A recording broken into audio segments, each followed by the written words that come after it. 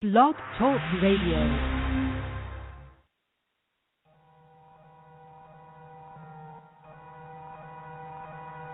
Yeah, it's Brick. What up, red pill? Blue pill? Tell us. Know the Ledge Radio.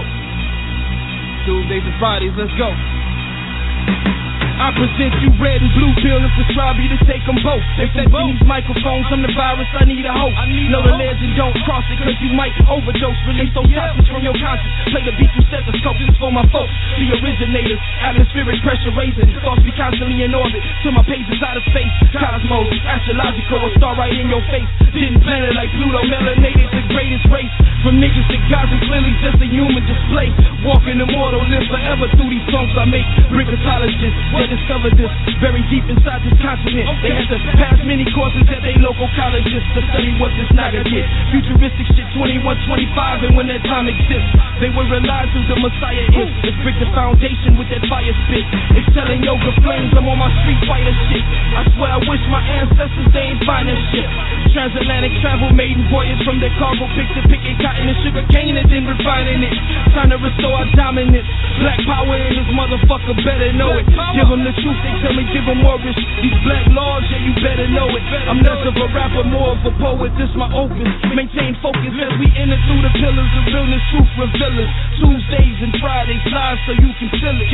Oppress, pray every day, they hear me kill it. More than just an intro, this was how I'm feeling. We just left the scenes conference and we ain't finished building. The sky is the limit, we just crashed through the ceiling. To the energy of the crystal speak, spiritually a symphony, charged by the elements for many centuries. Libations for our ancestors, keep it spinning beat. We evoking the spirits that guard us from our enemies. I say, I create, and I display what I made.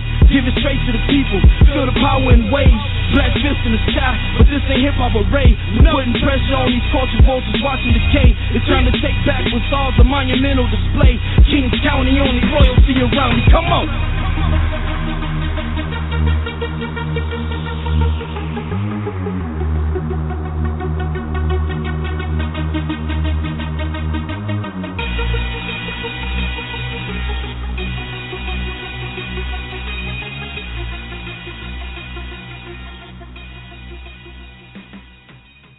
Peace, peace, peace, peace to you and yours, peace to you and yours. Welcome to Know the Ledge Radio. You are now rocking with the best. Yes, this is your host for the evening, Brother Red Pill, soon to be joined by Brother Blue Pill. That track that you just heard, that is my brother, my comrade, Brick the Foundation, repping Toledo, Detroit, and all surrounding areas. Shout out to that brother. Shout out to Keith. Shout out to New Era Detroit. Shout out to Nandi's Cafe. Everybody in the Detroit area, Michigan State, the General, Sarasota City, all of the fam out there. Salute.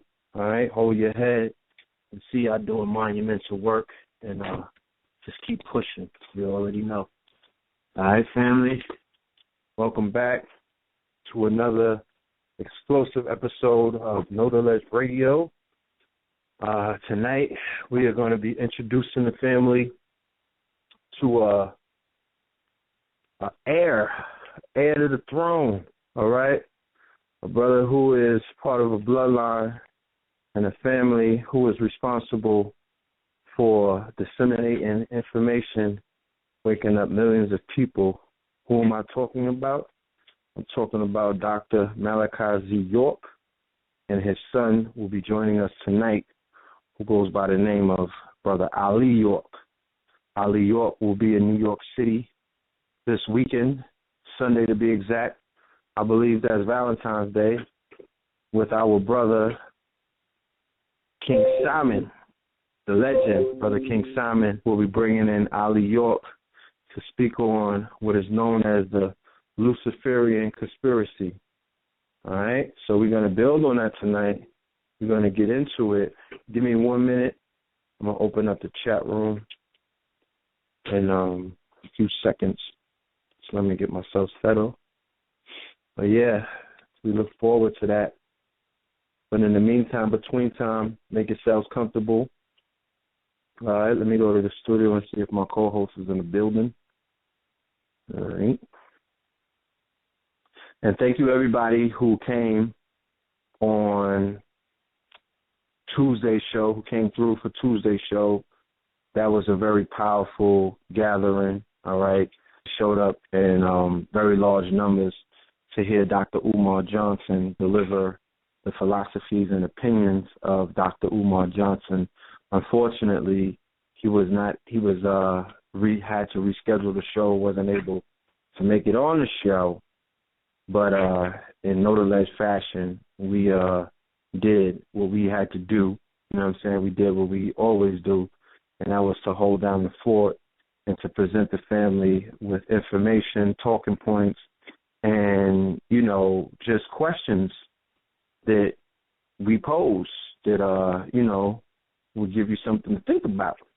And we also brought forth some solutions to the Flint, Michigan water, or rather human crisis.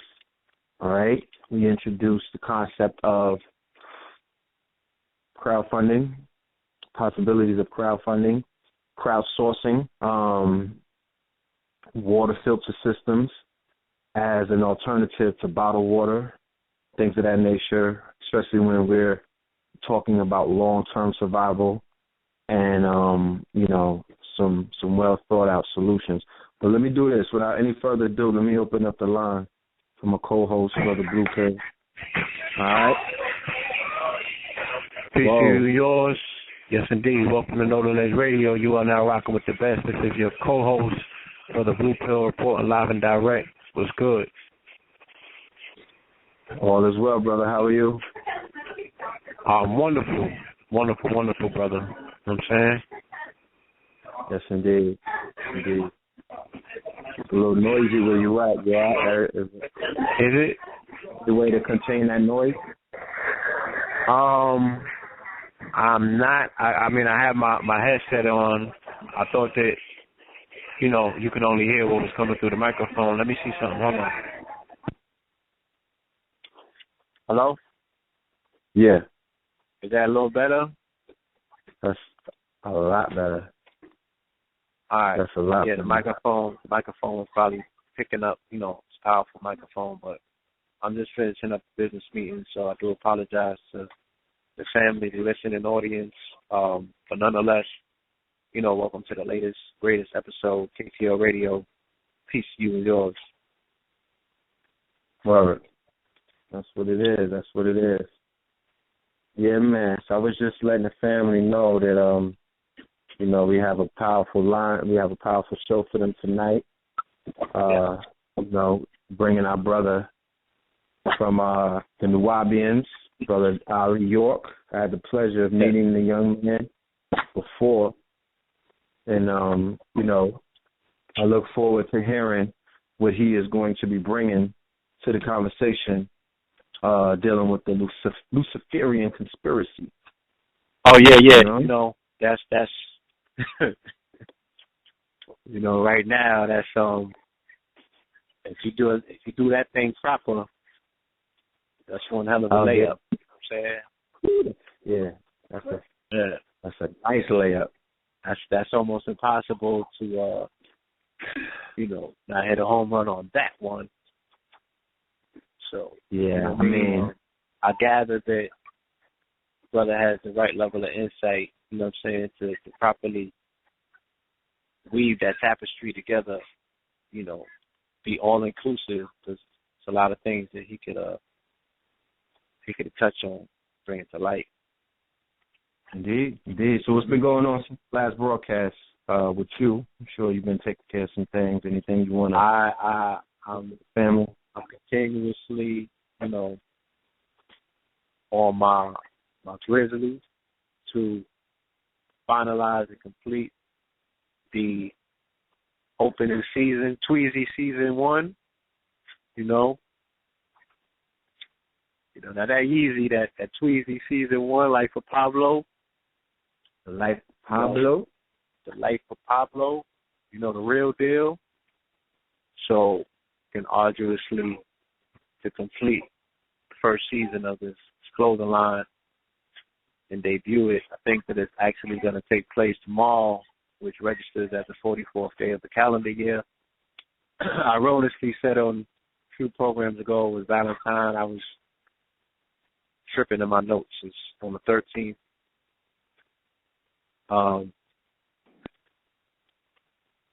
So that'll be a prime moment, resonating moment.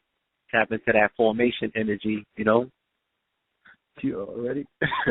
You already know. Yeah, I think a lot. Yeah. Mad people will be trying to do their releases on Saturdays now, so you know, I'm about to shake the roll up. I said mad people are gonna be trying to do releases, video releases, album releases and all of that. They're gonna try to see the emphasis on tapping into that Saturn's Day energy. You know, right. Shake the world up. You know what I mean? So she tapped in on a Saturday, ain't tap out yet. Ain't tap out yet. You know what I'm saying? Yeah. Oh, there's a power cord over there? Yeah, there's a power cord over there. You know, her shit live wire. Yeah. You know, she caused more water cooler conversations this past week. Probably since Bill Cosby. So, yeah. Nothing else was moving. Yeah. Nothing else was moving. There's Beyonce and gravitational waves all week. You had that on lock. Mm-hmm. That on lock. Kanye crazy. Changed the name. Buzz. Yeah, if I was Kanye, I'd have held out. Yeah. He jumped on his wave and he jumped off. He crazy. Pablo wave. Come on. How long I've been saying my project is named Pablo? Come on, B. About to get on my Mac do shit. About to text Wiz Khalifa like, look.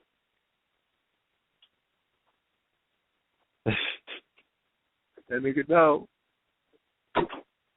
Jumping on waves and waves. But yeah, did you see that fashion show? Is it truly worth talking about? Did we miss anything? Nah. I didn't see the panda. I didn't see that. Nah. You don't got title? You don't got the wave? Nah, I ain't on title, bro. I'm not a subscriber to title. Okay. You're saying it like, you know, like that's not a streaming service that you wouldn't want to be on or something. Oh, no. I got a lot of respect for Tidal. You know, I like what they're doing. I saw the Money and Violence premiere on Tidal. Checked it out. You know, that was my fault. All right. I said I saw the Money and Violence season 2 premiere on Tidal the other day. So that was like my first time utilizing the service as a streaming service, the way that people utilize YouTube and stuff like that. And I'm definitely checking it out because, you know, the plans that we have to launch our streaming service, I got to check out I won't call it the competition, but I have to check out all of the other streaming services that are in the arena, you know, for just for like heads up, you know what I mean? Just to walk away with something. So it's cool. I just, you know me. I don't do the Kanye hype. You know what I'm saying? I listened to the album. It was Hot Trash by Shooter. And, you know, I saw some images from the Madison Square Garden. Matter of fact, I walked by the garden when the whole Yeezy thing was going on yesterday. I was coming from the district. And I was going to that 24-hour post offices right there. So I was able to be in the midst of all things weirdo, you know. I was in that wave. I was in the weirdo gravitational pull. I was in the weirdo black hole. They tried to suck me in the garden. Tried to keep it moving, you know. But, you know, I respect the brother's his creativity. You know, as a fellow creative, I see what he's going with. He debuted one of the most interesting things that came out of that whole situation yesterday is he debuted a video game. I'm into stuff like that, involving his mother. He has a video game featuring his mother, who is an ancestor, and I found that to be very interesting. But yeah, I don't wear his clothes. I can't afford the sneakers and the music. You know, I'm on the fence about that. And after what I heard, I feel offended that he even named it The Life of Pablo. That's your name. You know, I'm like, damn.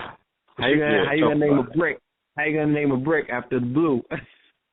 I mean, he jumped on the wave and he just let the door open. That's it. Because, you know, when I debuted this clothing line with this album, you know what I mean, it's rightfully what it is. But like I said on Brother Rich's, you know, that's just the residuals and the results of getting into this Law 44 thing.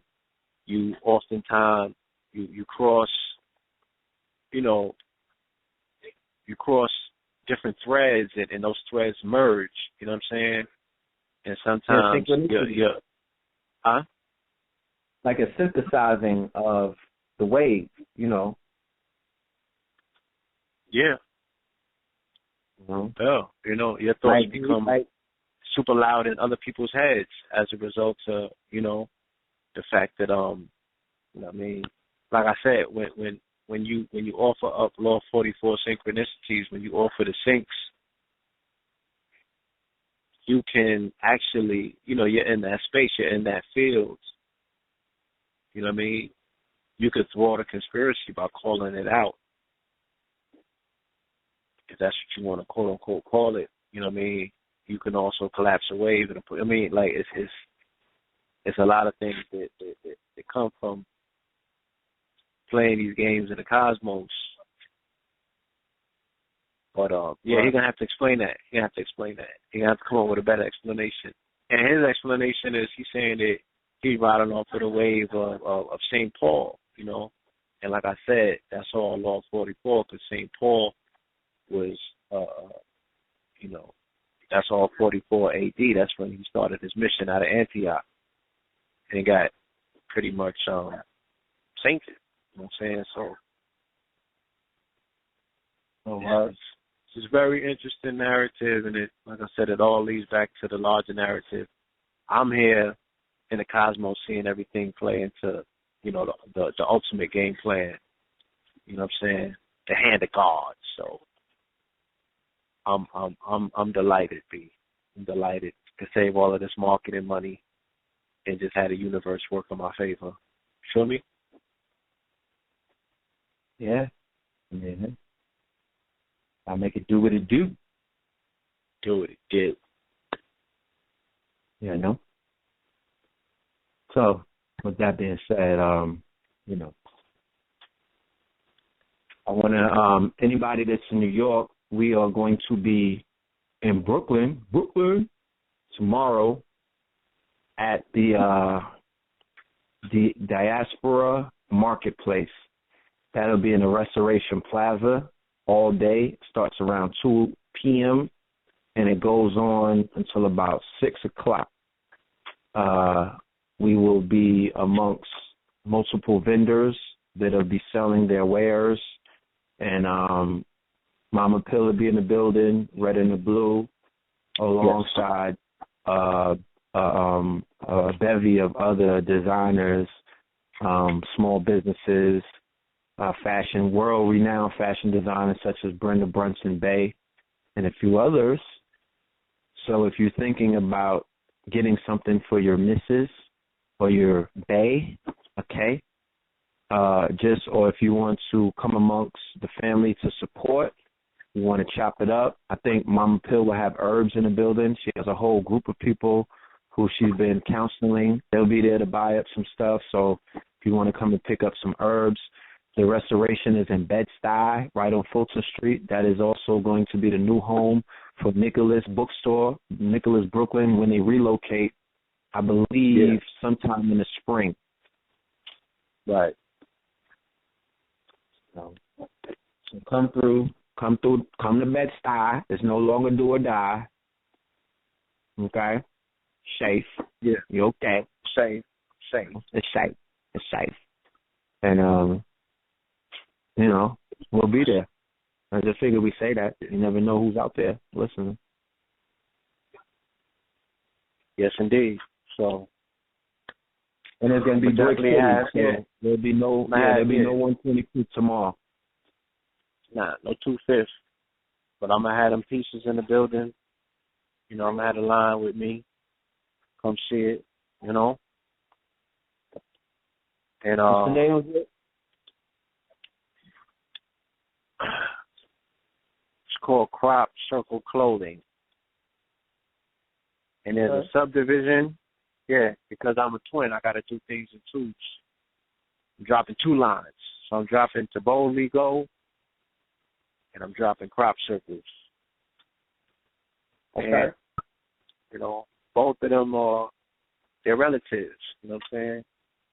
They have the same intent and they have different purposes at the same time. So feel me on this. This is a whole lecture series. It's not just a clothing line, you know what I'm saying?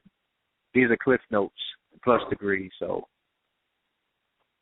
you know, I'm honored for the ability to be able to next level of couture to change this conversation. Because I like what I've seen thus far in the conscious community, quote unquote, in regards to apparel. But I think that you know, there's more envelopes that need to be pushed. There's more conversations that need to be had. If clothing is a canvas, there's more artistic expressions that need to be expressed. You know? Yeah. And I you know, I have a very active mind. I'm always coming up with concepts. I wake up with ideas. And I don't want to overburden my good brother. I'm talking to you, trying to get an idea like, yo, throw this on here. My ideas might not necessarily work best on your canvas. But that's not to take anything away from your canvas. You know, we are unique individuals and we merge and we meet at the top. You know what I'm saying? Like, you got Kings County Couture, that KKK. I got Crop Circle Clothing. That's, you know, both of them at the end of the day, they register on the 333s, 11, 11, 11. You know, 333s. So, feel me? It's you like that? Yeah, I know. Yeah, we might even collab one day. Yeah, mathematically, the people can see that, you know, it all adds up. It adds up to the same thing, but in the letter sense, is something different, but it's the same thing. So it's the same thing with the clothing. You might think that it's something different, but it's the same thing. Feel me? It's just a new expression. It's just a little something in addition to what you witnessed. You're about to witness something that you've never witnessed. So that's where we're going to take it. You know, I have an esoteric line and I have an exoteric line. You feel me? Yeah. I'm finna get so pseudo that I'm gonna make that shit a line when I'm finished with it. You know what I'm saying? Pseudo apparel. Pseudo apparel. Like that shit. Like all the way pseudo with it. All things pseudo, like that's my tagline. With the big P like the polo. Hey, and giving up too much information. Yeah. Yeah, man. But so I think as we an artist, yeah, I'm excited. You know what I'm saying, to be back into my creative mode. You know, I still do everything else as advertised. Power Pieces is, you know, coming like none other. Early spring, Seymour Sogo Water is still on deck. You can go to Sogo Biz, get your drops. The website, the restructured website for the Seymour is coming in a second. You know, I have to logistically work some things out. I got 4 or 5 companies right now. I got an album ready to go. I need, you know, I don't even want to use the word help. You know what I'm saying? We are looking for assistance. We're hiring, so we're looking for people that want those slots. And, you know, by saying that I'm hiring, I might not necessarily be speaking about a salary up front, but you're going to get the experience. You know, you're going to get an opportunity to partake in something you cannot necessarily pay for, you know. So stop looking from the sideline, actually. You know what I'm saying? Get on the field and be willing to play, run some plays.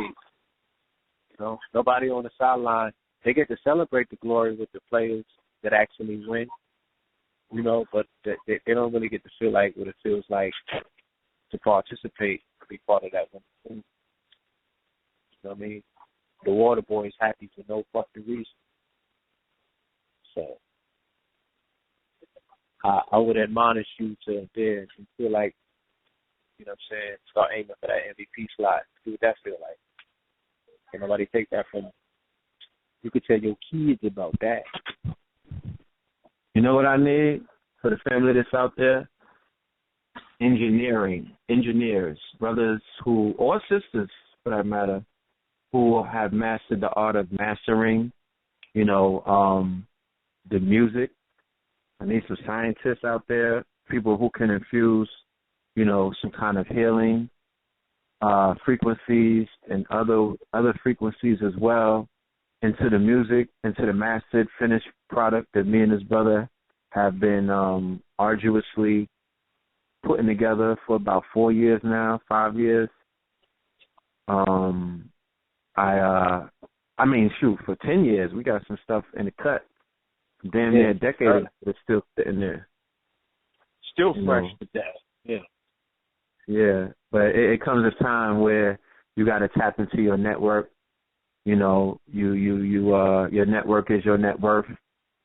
So sometimes, you know, when you do a lot for people and you do a lot for the community selflessly, you know, it doesn't hurt to just turn around and tap the community or the network and say, look, I want somebody out there who's a beast when it comes to this music, because we want to present a product to the world and to the globe that stands the test of time. We going up against the engineers that are mixing Future shit down and Young Thug and all of them, and you know, we are aiming for the hearts and the minds of your children and your family members and your loved ones and other people that are put under a spell. Them niggas is under spell. I mean, spells on spells on spells, racks on racks on racks. You know, a real Luciferian conspiracy. You know, they are slowly being desensitized and dehumanized, and they are subconsciously agreeing to be a part of a deaf culture, a culture that is, you know, a parasite / host culture, you know, a generation that is exhibiting signs of mental illness on levels that I've never seen before. It's in the music now. So we on a mission, you know what I mean? We also want to reach out to the videographers. I only had one person reach out to me after we dropped that Scorpio King single that even, you know, well, two people, Turtle Gang and my brother Jamal, and they were even offering their services, or they just was like, yo, let's make a movie. You know what I mean? Like, only two people had that vision. You know, I didn't even have brothers who do videos who wanted to get paid reach out and say, yo, how much you know, this is how much I'm charging, da-da-da-da-da. And I'm not charging anybody. I'm saying that as a community and as a network, and the way that a conscious community was built to supposedly work, it was called, we all supposed to work together in order to create monument. Remember, we're studying the ancestors who came together as a collective. Nobody in Kemet did anything by themselves. Nobody in Kemet, nobody in the Moorish paradigm. They built those 300-foot monolithics by themselves, man. It was just one person, right? The Nesut Biddy who could curl 5,000-ton blocks. It was that guy. Yeah, Nobody. That guy. He built that monolithic structure all by him, goddamn self. All of these great civilizations are predicated on collective work. What is missing inside of consciousness? I wrote a long note on my Facebook day today. Basically, you know, my 2-week notice. You know, I had a long conversation, you know, with my lady, and we were talking about the enlightenment versus the pursuit of consciousness. And I remember what you said in the video that we did with Rich, and it hit me to my core, you know? And I realized that we belong to a community that's not acting like a community. I don't know if it ever was acting like a community, but it's not acting like it's not functioning as one. And the path for consciousness versus the path for enlightenment is where this is where we're going wrong, because a conscious community, I understand the groupthink in that. I understand the fanfare in that. I understand the worship of men in that, or women for that matter. I understand because you're a community, so you're part of the groupthink. You're part of the, it's like being down and shit, because you probably wasn't down with stuff before. You probably wasn't in groups, or I understand it. But the path of enlightenment is a path that you could only truly go on by yourself. You could go into consciousness with a whole bunch of y'all. You in a lecture or you in a debate. One person, I saw it before. I was sitting there with some of my elders, and when they saw people rooting and throwing a black fist up, they were, okay, let's go. And then the next time the opponent came on and he did their thing, and they looked around, they saw people throwing their fist up, they threw it up too. And the way that these people are riding ponies these days and fence riding and, the way that grown men are talking to, I call them necromancers because they romance in the grave. They all on top of dead people, she's worshiping them. And I'm like, this shit is some sick shit sometimes when you really look at the core of it all. But they will not give props, or they won't hold up the book of life. They won't tell you who's alive and doing it. They don't want to talk about that person, those people. They are actually creating hatred, or they are actually jealous, in their speech towards people that are doing real things in real time. But they're in love with people who are not here anymore. So I'm like, damn, this conscious shit is getting tricky, you know what I mean? And you got to remember, it's juxtaposed with social media, which is a very interesting this is a new thing. You can't give me old books to explain. You can't give me an old teacher from the 80s or the 90s or even the 2000s. You understand? Mm-hmm. They could give you a complete, thorough breakdown in an intellectual way about what social media is, what it entails, the narcissistic effects of it, the mental... what it creates. What it creates, how does it change oneself, and what is the dangers of narcissism? Like, what's the pathologies of being a narcissist? Hold on. Frances Cress Welsing spoke about it. Let me give it to you real quick, because she identified the Europeans.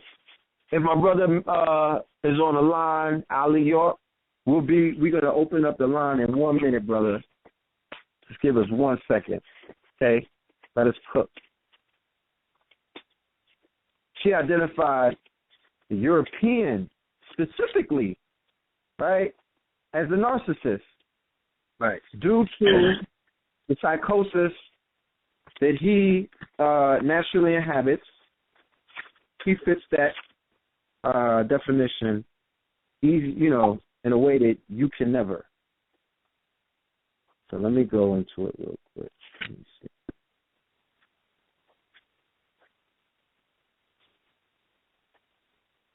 All right, talking about mental health. Huh? No. I was just talking out loud. So the path of enlightenment is a path where you are compelled to take a journey, and you're responsible for your journey of man know thyself. Okay? Because man know thyself, when you go to the etymology of it, it means man, know yourself, right? And it doesn't say men know thyself. It doesn't say my man knows himself. It doesn't say anything about that. My man knew himself. My man's in them thyself. It says man, that man know knew some shit. No, man know thyself. Fact. An affirmation of the now. Yeah. An affirmation of the now. And how could you know yourself if you study in one of these teachers out here? How could you know yourself if you weren't about what another man is wearing? Well, part of knowing yourself is inside of that. I guess No, I guess you know what you're not going to wear, but you wasn't wearing that in the first place. So you don't. Why do you need to see what somebody else in the community is wearing to know that you would never wear that? Why don't you just stop? Why don't you never just wear that? Don't worry about what he's wearing or she's wearing. Right. All those people coming into the knowledge of knowing what bitch assness, what's criteria for that? Would they ever be honest enough with themselves to be like, you know what? It's a bitch ass nigga. But that's knowing thyself. When you know thyself, you're like, no, bitch ass nigga. Damn. I read this book and it explained to me why I am that. Right? Like, there's enough, you know what I'm saying? Like, you could start at Naeem Akbar, pause, and the way that he was getting into the mind. Then you could get into Amos. Then you could get into other people who deal with the psychosis. You could start picking up the Dr. Francis Cress Wilson, and you'll understand that maybe at the base or the foundation of your makeup, you standing on a foundation is Eurocentric and Western in its inception, and that's not who you are. You might not even be super duper African because, to be honest with you, I haven't really, you know what I mean? Like, I'm still looking for the teacher to come through and just solidify that it's not a global thing. Some of the master teachers like Dr. York, he gave me a 720 view. He gave us a global view of who we are. You know what I mean? Valentine, Blair, Bobby, they didn't stay in one place. They told you globally, galactically, who you are, who you're not. Right. That's what they did. They did that. So this westernized mentality, this new, this Europeanized mentality, some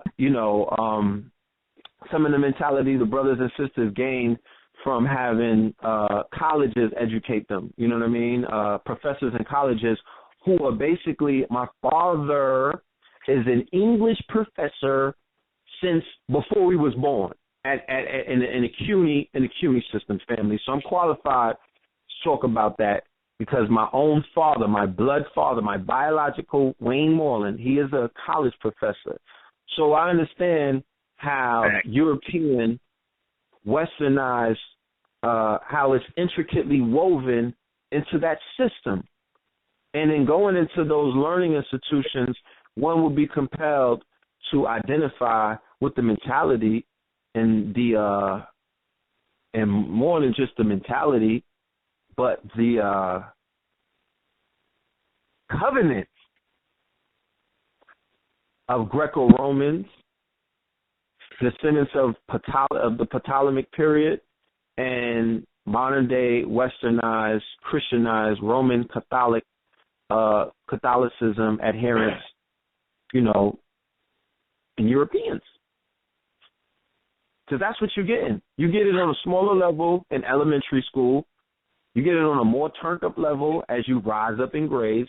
And then when you go in for your 8 years, some of us are staying in college for damn near 12 years, you are leaving those institutions with a level of brainwashing, subliminal programming. Fully dressed in Europeanism. Fully drenched. Yeah. You're getting baptized and dunked in the Thames River. In the Thames River? In the Thames River, yeah. Around the English Channel. I like that. I mean, that's just an observation. It may not, I'm willing to talk about it with anybody. But, I'm really interested in this whole thing about enlightenment. I'm really beginning to focus on enlightenment. You know what I mean? I'm not giving up on the fact that our community is even a community and that we have a lot of potential, but potential doesn't move movements. Potential, the Lamborghini, the Lambo has a potential to do 220. For some people, it's just doing, like there's somebody in Toronto right now at the All-Star game doing 3 miles an hour. Nothing. So the Lambo never reached its full potential. And this movement or this community has not reached its full potential since I've been in it. Potential is just, it's just available energy. It's not used energy. It's available energy. You know how much potential I was facts. Explain that about the atom and the cell and how much potential it has within it. I mean, KT has come on the program numerous times and explained that you can amplify, your output. It's just exponential. If you can't even put a number on it, you know what I'm saying? But you could be on your mutant shit, man. If she was really about tapping into your full potential, you could be on some Lucy shit if you wanted to use the full potentiality of your brain, but you're using 3% of it. Facts.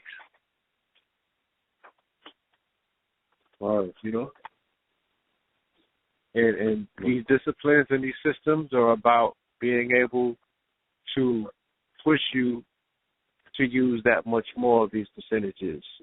We're showing you the incentive that comes with actually just digging a little bit deeper, you know what I'm saying, and having that level of discipline where you're willing to sacrifice to get to that place, because it's going to take some sacrifice. So,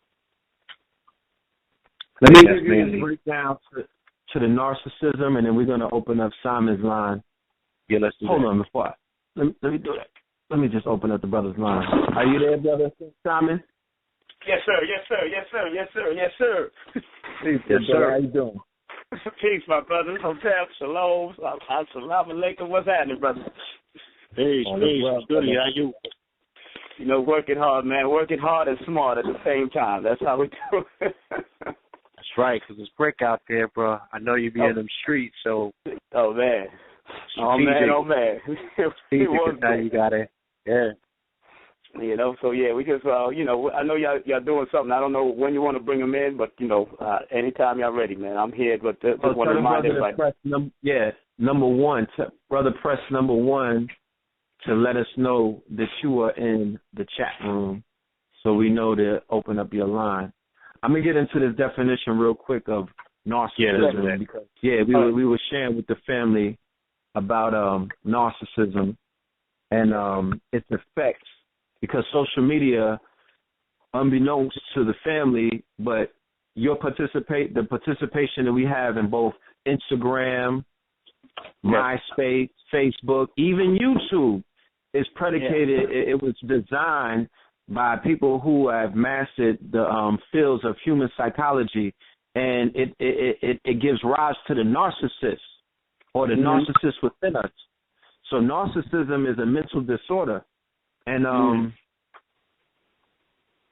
pathological narcissists simply cannot depend upon others, which for me is a crucial characteristic, says New York psychoanalyst Otto F. Kimberg, author of the influential study Borderline Conditions and Pathological Narcissism.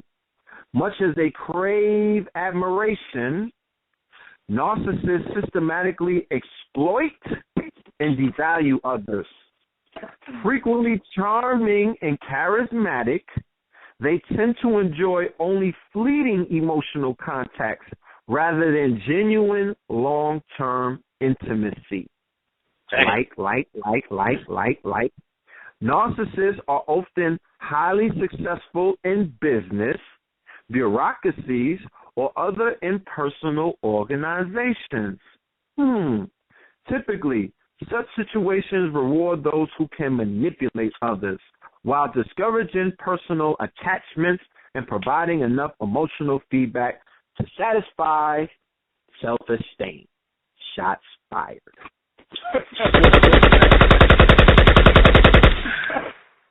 Turn on the lights. God damn. Yo, they be having them slow montage videos and shit. One more paragraph before I'm out of here. And this family is in the ISIS Papers by Dr. Francis Cress Wilson under the chapter of Alienation, Anxiety, and Narcissism. Yes, it is. I read that. They labeled the 70s the me decade. Scholars were exploring narcissism as a new, perhaps even dominant, psychological pattern of both individual and social behavior. According to his theory, the new narcissist suffers and emotionally dies because, like his mythological prototype, he could not return anyone's affection. His fatal flaw, however, is not really self-love, but a grandiose expectation of himself that cannot be sustained and makes him vulnerable to chronic bouts of boredom and inner emptiness. In the eyes of the new narcissist, the outside world is essentially a mirror that reflects his own alternating feelings of personal omnipotence and disintegration. So what these people did, and while studying these works that were being compiled in the 70s, and through Sigmund Freud and Edward Bernays and all of these things, they built a behemoth. They built a society, right, predicated on narcissism. So it's eroding us at the core, based on niggas wanting to get likes or views on YouTube. So we gotta explore that a little bit more. I don't want to go too further into it, but I want to give the floor to our guest for tonight. And he's in the building. The family's definitely showed up to hear the information that we're going to share tonight. So real quick, KTL Radio presents Ali York, the Luciferian Conspiracy. Join us for another explosive episode of KTL Radio. We are welcoming Ali York, Dr. Malachi Z. York's son, on the eve of his lecture entitled The Luciferian Conspiracy. We will discuss in detail the Luciferian Conspiracy, the culprits, as well as the solutions for those who are ready for change. Log on or call in 347-637-2135. And without any further ado, call it from the 832-276. Peace and welcome to Know the Ledge Radio. Peace, honey. How's everybody doing? Peace. All is well, good brother. How are you? I'm doing my best, man. Just staying productive and doing what I got to do. That's all. Absolutely. It's an honor to have you here. Yeah. Yes, sir. Yes, sir. Can I say something real quick, brothers? Please do. Of course. Man, Ali, I grew up, of course, with your father, being learned under your father. And, me and your mother had a conversation on the text recently. And both of us looked at each other's pictures and said we knew each other. And they come to find out she used to sing backups. She was a backup singer for Doc. Right. And I was a reggae singer for Doc. So we probably seen each other in those midst of that time. So, so it was so honored that we was able to touch base and remind each other of where we was from and all that kind of stuff. And Doc was definitely very inspirational, helped me save my life. And he was the first to record me as a reggae artist. And when I left the community in '88, I think by that time he was probably about 7, 8 years old, I became number 3 on the reggae chart. So, he seen something in me. And like he always used to tell me back in the day, he said, anytime I get upset, I should always sing. Anytime I feel down, I should always sing. And sure enough, every time I did feel down, when I wanted to take my own life and all that kind of stuff, I always remembered what he said. He said, sing. And I would sing certain reggae songs like Lord Give Me Strength by Luciano, or Bob Marley songs, or stuff that he wrote. It's Only a Dream. Those type of songs also kept me going. So I'm honored to be working with one of the young children. Not like I've never worked with one of y'all before. I've worked with Othello before, and I've worked with Omche and all that. I've worked with Jacob before. So, but as far as lectures is concerned, and I used to work with your brother, well, your eldest brother who passed on, twin to Fatima, Yadallah. He was one of my best friends back in the community back in those days. He was such a best friend. Let me tell you, he gave me his shoes off of his feet, and the shoe belonged to your father, which was leopard skin. It was so funny. And your father said, "Man, I gave it to you. Go back and get those shoes." Wow. We were young, so we was always together. They say we always look alike, so we always was fun. So I even have him on my altar as a form of respect. Yadallah, he was a very great brother. I don't think you ever got to meet him when you was young. I never got a chance to meet him. Yadalai was a beautiful brother, man, beautiful spirit, beautiful energy, man, and I still have tapes with him. I might have to make you a copy if you don't have it. I still have tapes with him doing khutbah at the Asaru law community when we were younger. So, you know, brother, it's an honor to have you here on KTL Radio. It's an honor to be working with you this coming Sunday, brother. Please continue to do your thing, brother. Oh, no problem. No problem at all. So I'm ready for whatever questions y'all have about the lecture. Well, first and foremost, we want to know what compelled you to deliver a lecture entitled The Luciferian Conspiracy. Yes. Because often when I hear the word conspiracy, I'm, because we have been manufactured to look at conspiracy as something that's not proven, like a theory. So I've studied the whole Luciferian thing throughout the years, but what compelled you to build on it in these days and times when our people, just knowing the climate of the environment, what compelled you to do that? Well, first thing was the book Luciferian Conspiracy is out of print. I think me and King Simon had talked before, and I was like, well, I don't know if it's going to come out or not. And he's like, you should just do what you can and try to bring it back out. So I said, well, look, prior to that, I think it's just best that we just have a lecture about what that really means. Because the word conspire, or conspiracy literally is the same thing as saying you're conspiring to do something.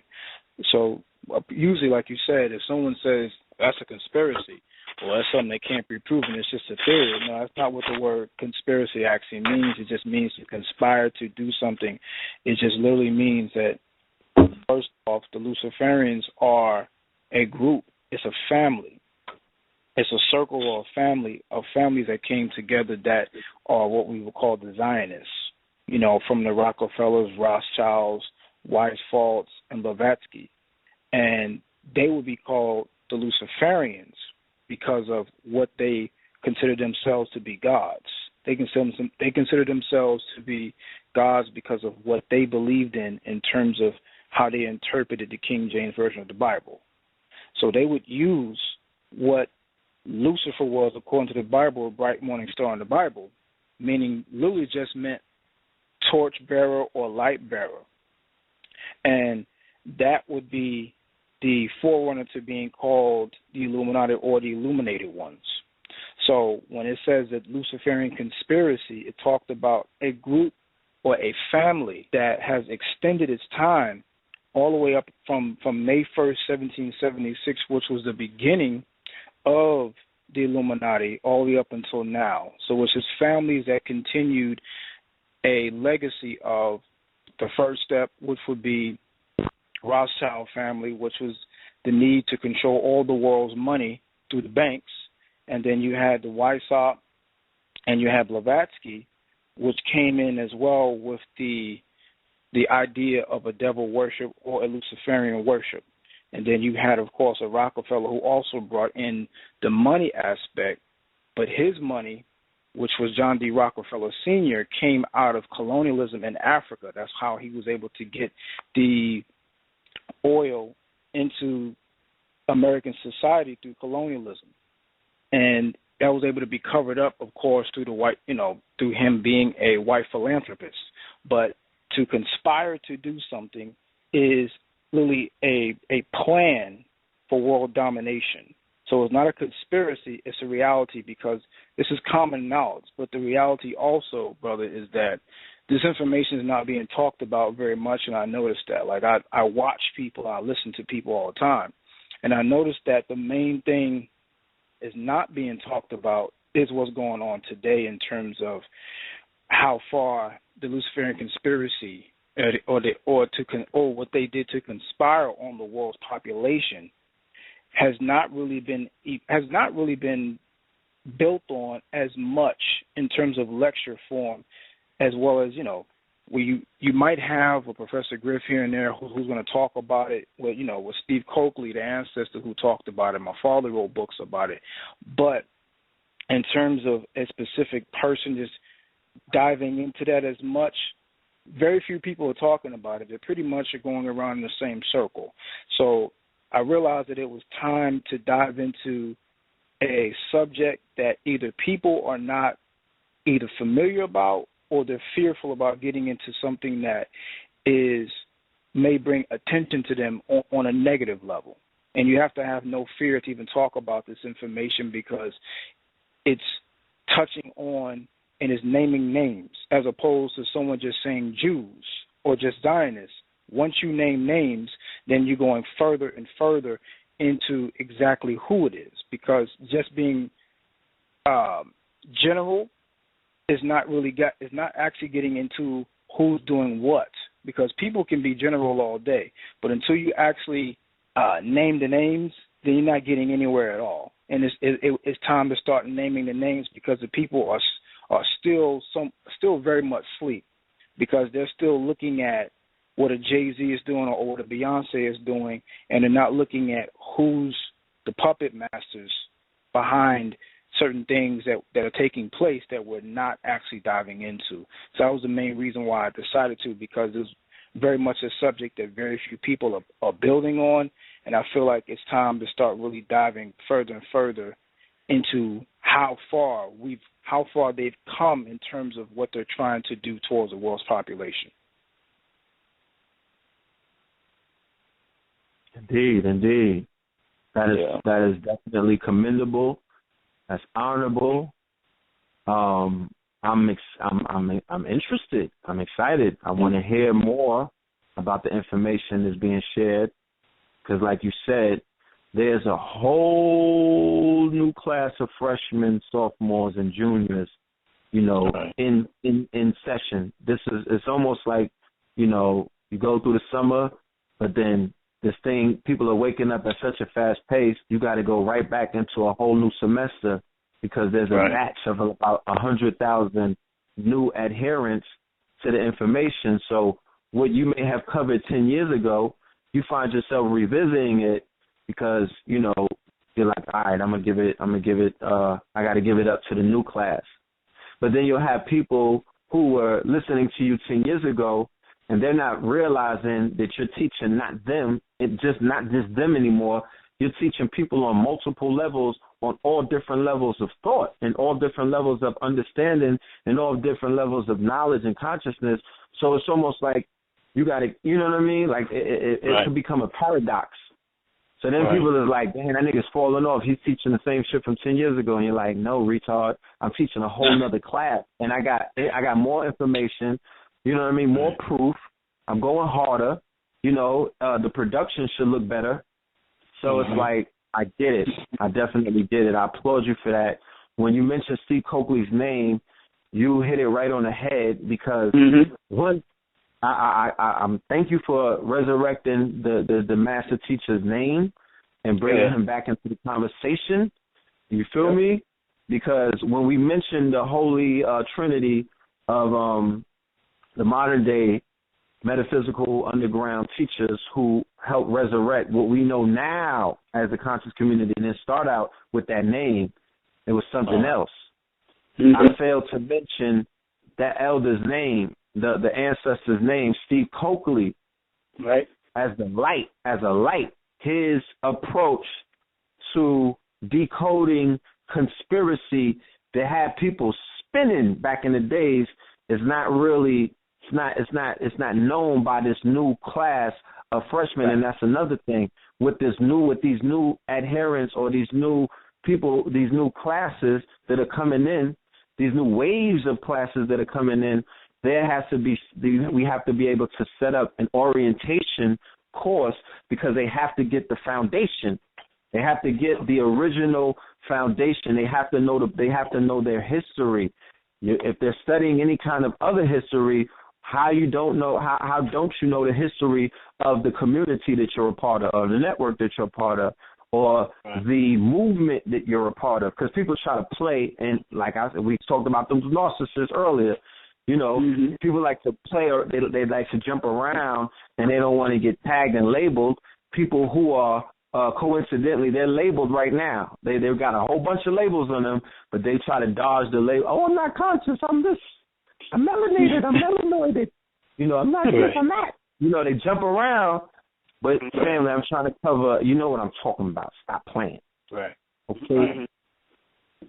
And it is important to give them foundation, because if they don't have foundation, then what are they standing on? A YouTube logo? Who is their master teacher? Google? Like, who do they respect? Wikipedia? I don't want to be in a room with those people. I really don't. Like, I'm ready. I'm calling up Uber. You know what I mean? I got a cancel from Airbnb. I'm about to go because I don't even want to be around stuff like that. People don't even respect foundation. Some of the things that I heard people utter about your father's contribution and what he did for our people. Do you know? When I was about 11 or 12 years old, the first time I heard from somebody that I respected, now it's a difference. People could say, yo, you God. You're the black man is God. But if you don't respect them, if you don't look up to them before they told you that, if you weren't looking up to them and you respected them before they told you that you was God, it doesn't resonate the same way. This brother in our neighborhood was what is known as a street legend.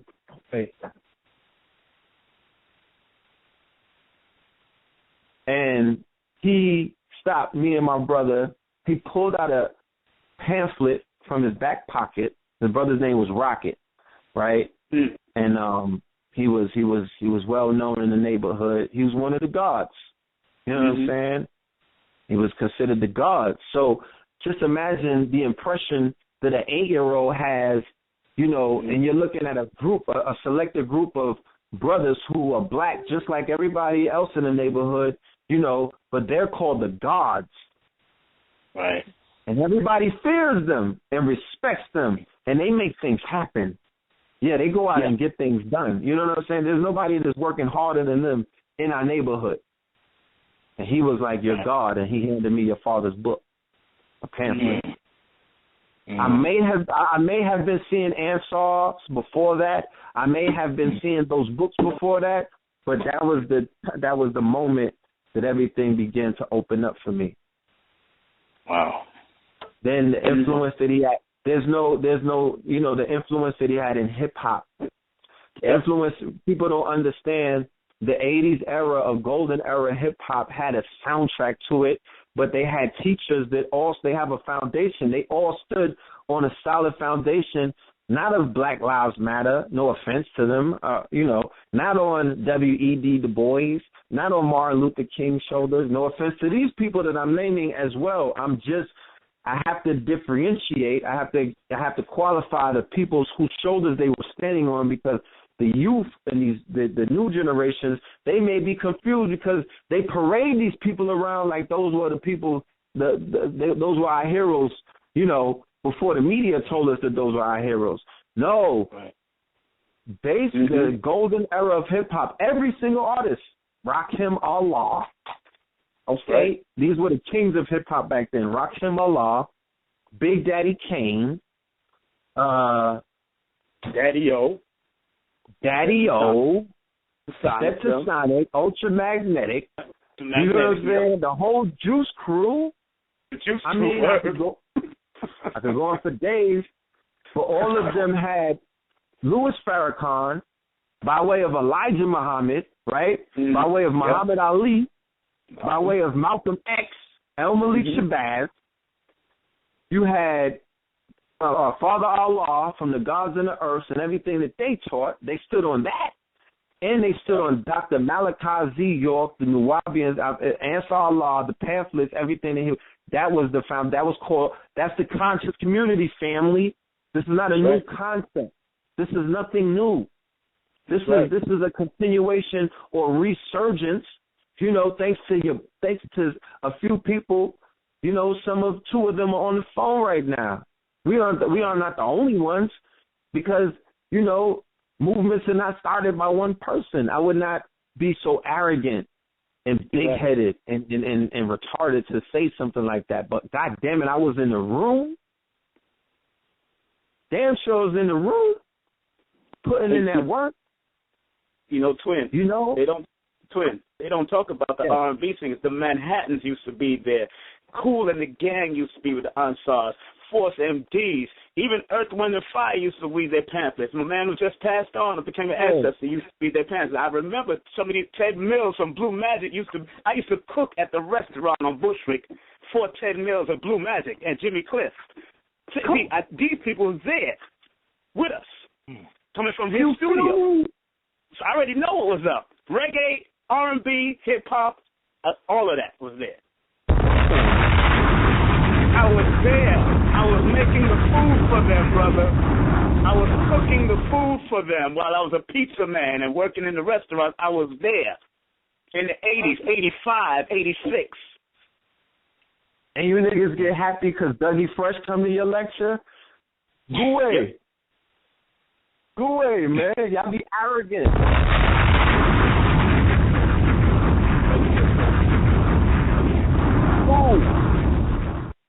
Y'all getting mad for polite for being around celebrities. This is not new. Nothing new, bro.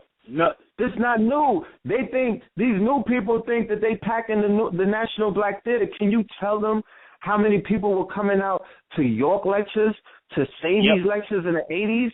I'm talking about thousands. Are you serious? And then Marcus Garvey did the fucking Garden, man. Yep. Why are people so arrogant, like y'all doing something? Why is this new class of people that came in during the Obama era, the niggas that got conscious off of the Chappelle Show and Boondocks, and then made way for Hidden Colors? They got conscious off of Hidden Colors, nigga. We got conscious off of Machiavelli's album, bro. It's a whole nother expression. I got conscious. I heard Blue could testify.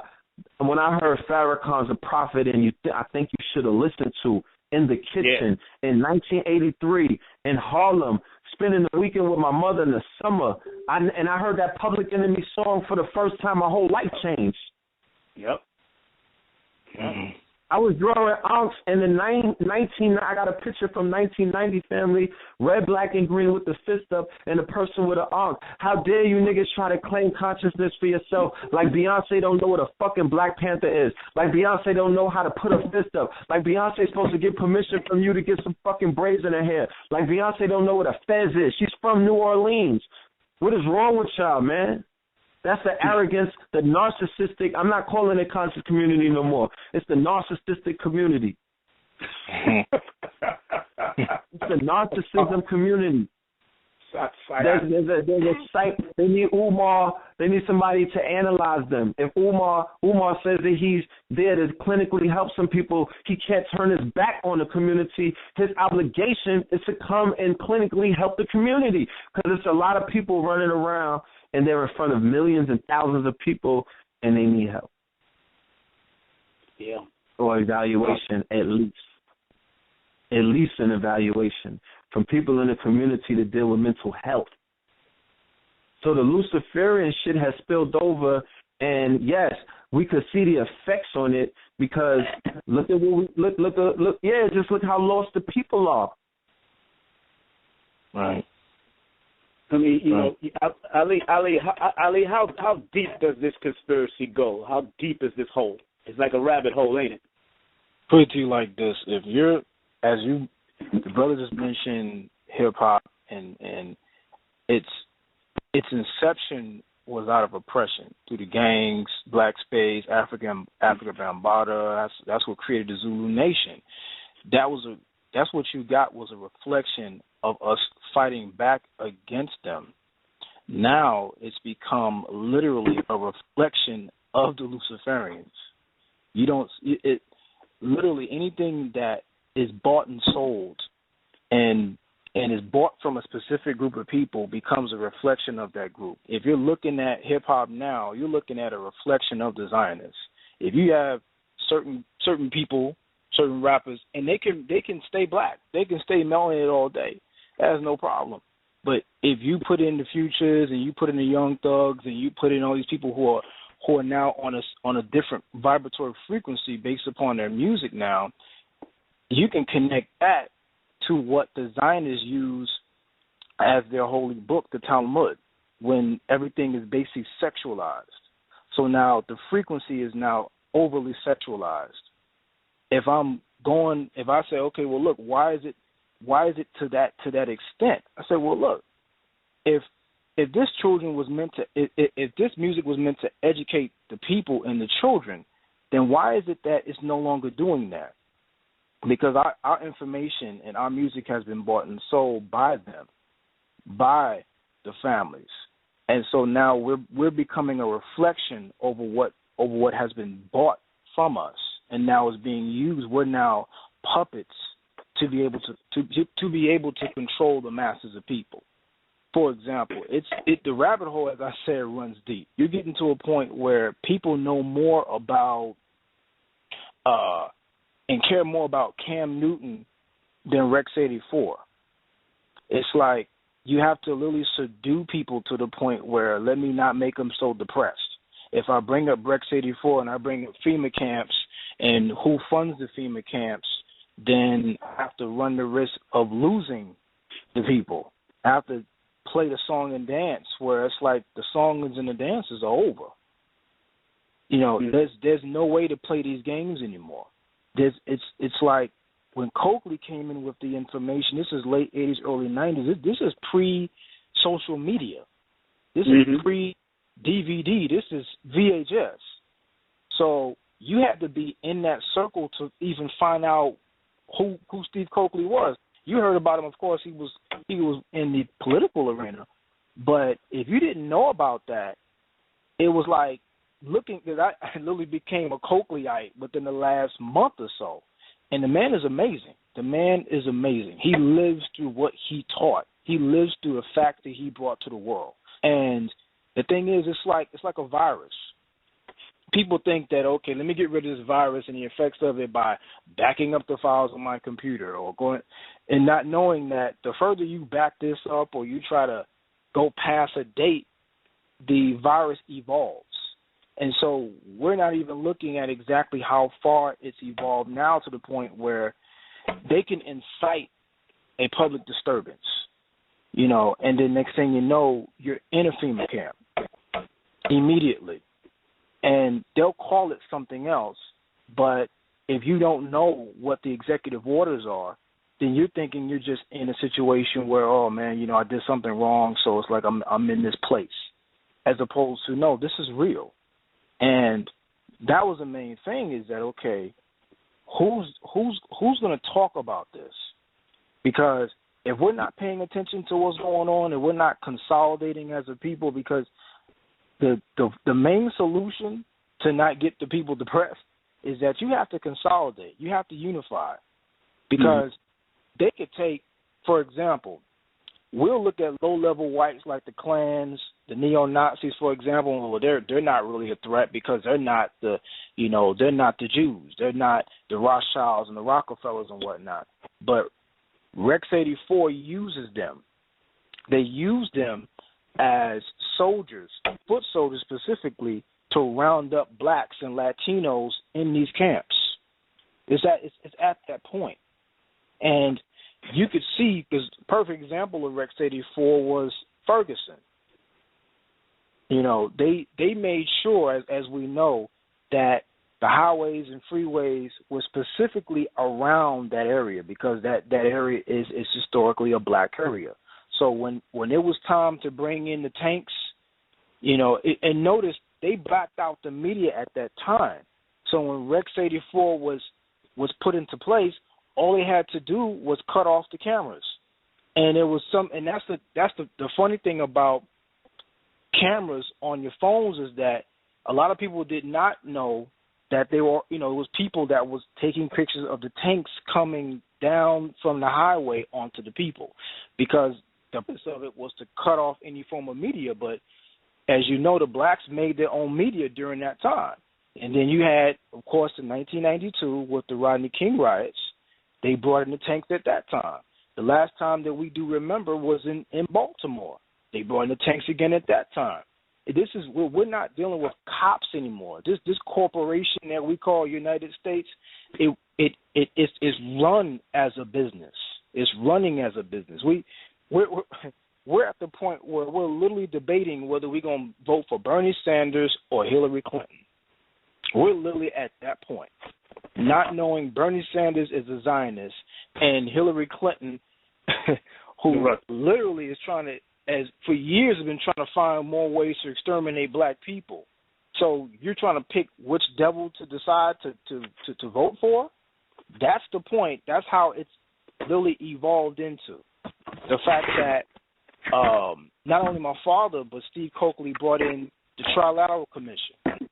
And just to name that name, Trilateral Commissions are the ones who decide and dictate who's getting in office and what they do. Your vote in reality means nothing.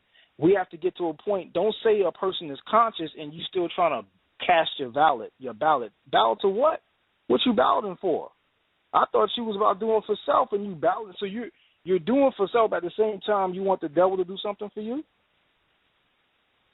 So this is serious. Our music is not even owned by us anymore. We've been bought out. So what we have to do is that we have to go back into what the frequency started from. If we're not going back to what that frequency started from, then guess what? We're already going to be controlled not by what the imagery is, but the frequency that is now becoming resonating on. Because of course, these Zionists, these Luciferians, they don't resonate on the world's frequency, on the Earth's frequency.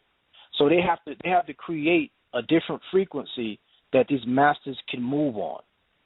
And if you're not becoming independent in your music, if you're not the one that is in control of it, then guess what? They're in control of, regardless of what words you're using, the frequency is controlling the people to do whatever they want it to do at this point. It's not about words. Now it's about completely sound. If we don't know, then we got to start finding out, and we have to not be scared of what's going on right now. A lot of it is a work through fear, because again, in their mind, they're gods, because they feel, well, shoot, for 500 years, we've been conquering African people. We've been conquering indigenous people. So at this point, we're above them and they're beneath us, because we can control exactly what they like. We can control exactly what they listen to. We can control exactly what they look at and who their leaders will be. Leaders are now engineered. And one good sign was from Ferguson and Baltimore is that they rejected the Boulets, the Sharptons, and the Jesse Jacksons. They pushed them off. Well, for years they've been controlling everything that we've been doing. They've been the one that has been subduing us into doing what they want us to do, just go back home and be submissive.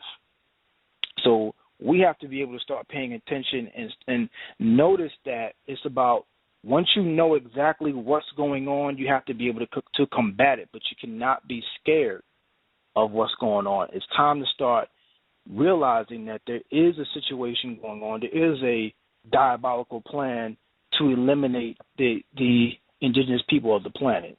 That's where it is, and that's how deep it's getting, brother. Now, what would your response be to someone that says, oh, man, you're just fear-mongering, there's no conspiracy, you're just looking too deep into this, you're making this up, brother, you know? Yeah. I would say, okay, where would you like me to show you? I can give you as many books as you like. I can also give you as many websites as you like. Not even conspiracy theory websites. I can cross-reference, regardless of where you want me to go. One of the main things I would like for people to know is that one thing Steve Coakley did do is that he showed his references.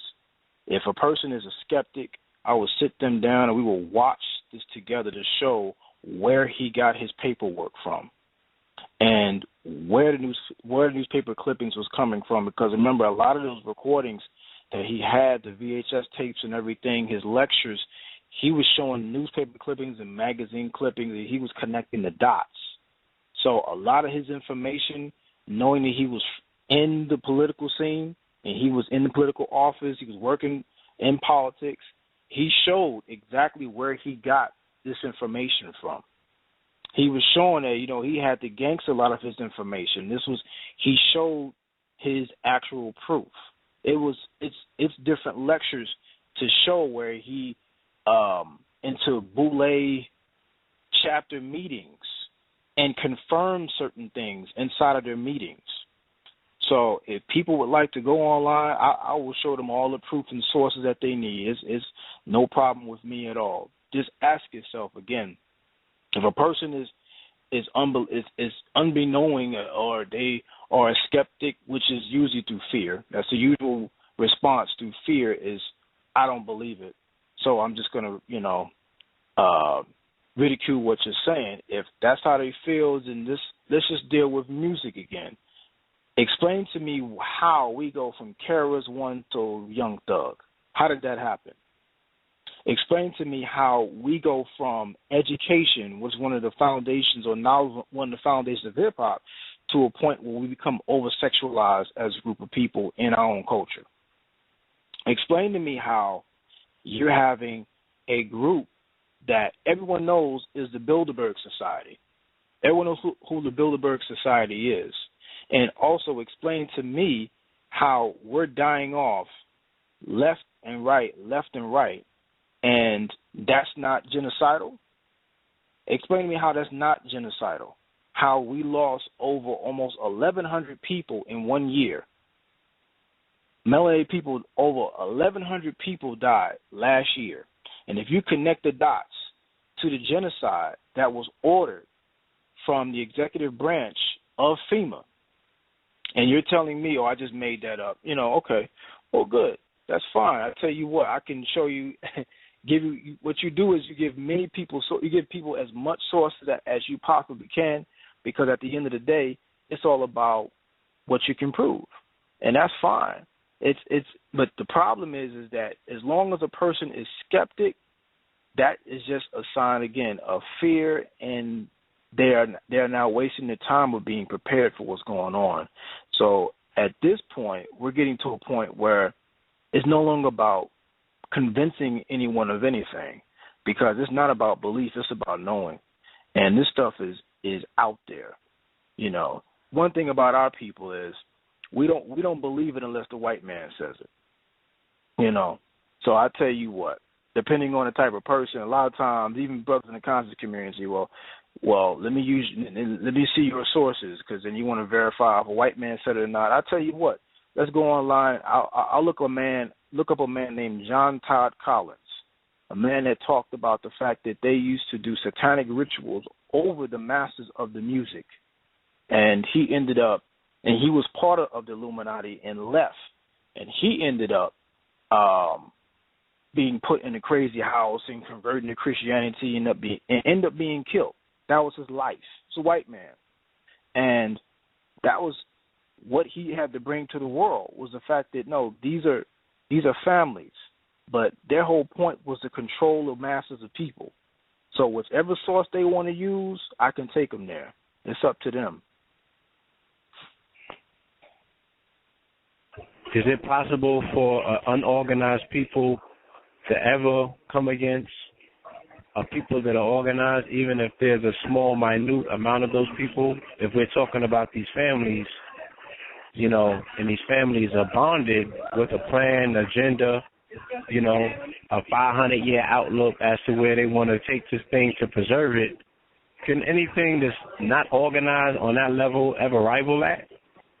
No. The first thing we have to do is unify, and we have to get up as much people with the same mindset, like alikes, and we have to. If we are literally at a 22 million black people within the United States and in parts of Puerto Rico and parts of Islands, and etc., we have to start finding alikes at this point, because then after a while, what we begin to do is start wasting time, because we just end up doing missionary missions trying to convert people, and you can't.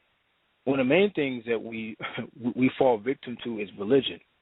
We got so many different ideologies bumping into each other that we can never really unify, because an argument is going to come out, because through knowledge a lot of times comes ego.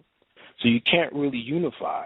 The difference between us and them is that they've evolved so much as a group from the caves all the way to become this far advanced that they know that, okay, well, look, we don't all agree on the same thing. We don't all have the same ideology. But when we need to come together and eliminate the indigenous people of the planet, the Africans, we just come together to do it.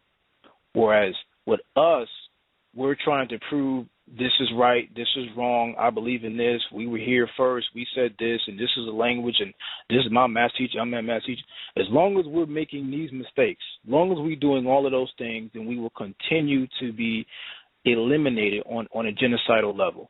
So a group of people that is not having the same idea and is not looking at the same problem will never be able to get out of the situation.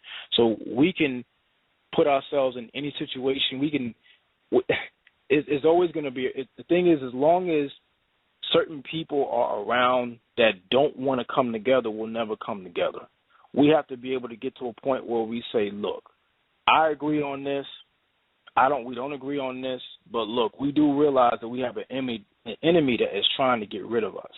And one of the first things that we have to do, and I'm going back to referencing Steve Coakley, is there is a group out there that is still among us that we want, that we call the boule or the black bourgeoisie, that we have to expose to our people that is still controlling them. The ideology of waiting on something to get you, waiting on the government to take care of it, go out and vote, is a slave's ideology that we've been conditioned to accept since the early 1900s. And we have to get to a point where we realize that certain people, such as the Du Bois, the boys of the world, and that we hold up in high esteem, was really black devils, because he was able to set up Marcus Garvey and eliminate him, one of the great leaders that we ever had, to get rid of. So we have to get to a point where we're able to see the same agenda, even if it's just 20,000 of us. We got millions of us. We dominate the whole planet, but we're all in so many different directions. So it needs to be a coalition of people that's able to network and know that, look, it's time to start planning to be able to preserve our race as a people. And that's the main thing. We can't win if we're going in 8 different directions. You got a master teacher, be Dr. Valentine or Bobby Hemmett or Dr. Welsing. I'm like, good. Mine is Dr. York. Guess what? We both got the same problem. Whatever problem you got with him or I got with yours, I could care less, because we're going to be sitting around here playing games, going back and forth. That's going to perpetuate them looking at us like they can never come together. So as long as we're on the same page, then we can do this. We just got to be able to put whatever differences to the side, and we have to create a conglomerate of our people that's ready to get to work to be able to preserve our race on all fronts and be able to see the enemy for who he and she is. Indeed. I mean, I totally agree.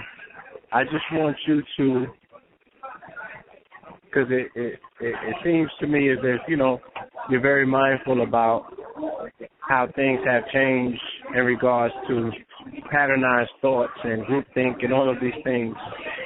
Now, I remember the majority of the things that we're talking about, I was initially introduced to these concepts, I would say about in the early 1900s. I mean, the 1990s. Yeah. They had the Illuminati 666 books out, and your father had the information out about the Leviathan. You know what I'm saying? Mm-hmm. And a lot of this information was sticking back then, even though we didn't have internet.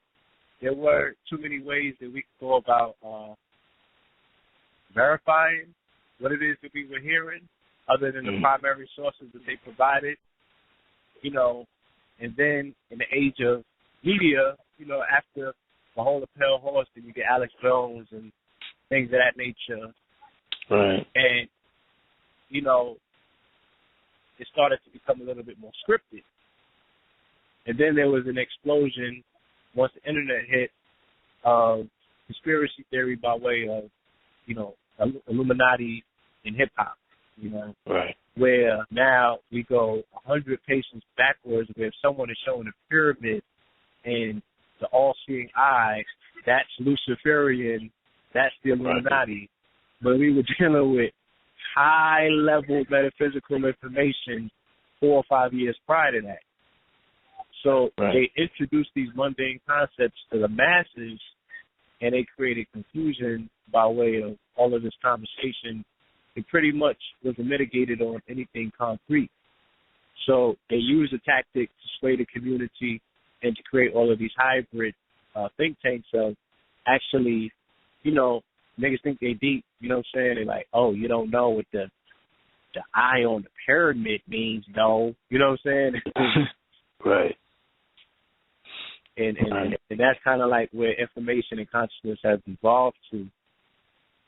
So now we're in a community where if it's not printed in a book, like you said, that was written by a European, verified by a peer review of other Europeans, it can't even be introduced into a dialogue, whereas things that your father brought forth, there weren't primary sources for originally. All of these things might have came afterwards. So him and others such as Steve Coakley, they were leaders of the pack.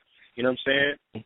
They were breaking stories and decoding things that haven't been decoded. I was reading transliterations that your father was putting forth that I hadn't read anywhere else. And that was helping me put things in perspective of these religious texts and things of that nature. So what could have possibly happened where not only do we see the Luciferian conspiracy or an agenda encroaching so much further, but there's no updated information that even speaks about the things.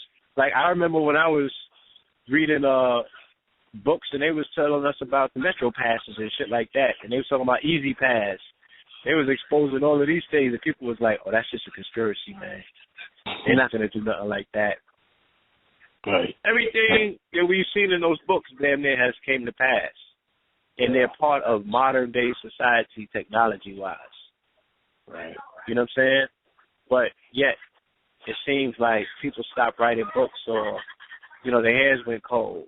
You know, that was pretty much the last generation of the Jordan Maxwells and the Jim Mahs and, you know, and we had to go through the Ikes, but if we didn't have Dr. York to explain to us about this reptilian agenda, we would have been lost in those books, because those books were trying to take us somewhere else.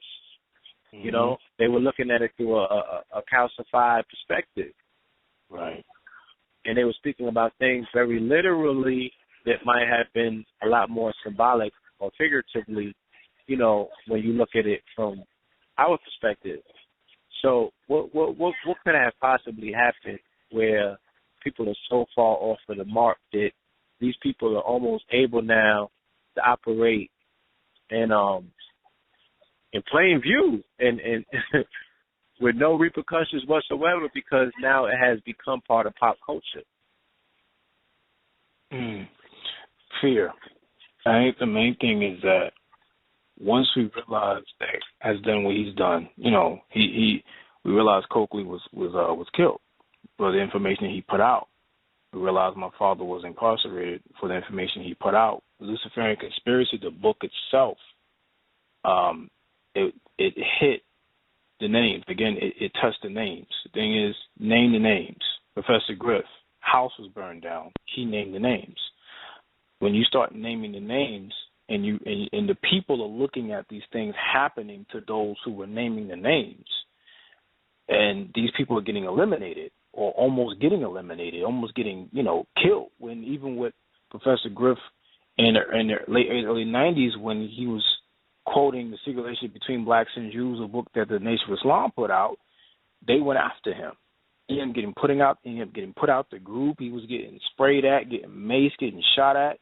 And people, just within our circle, those that are lecturers or that are teachers, it's like there's no update of this information. It's just like stopped.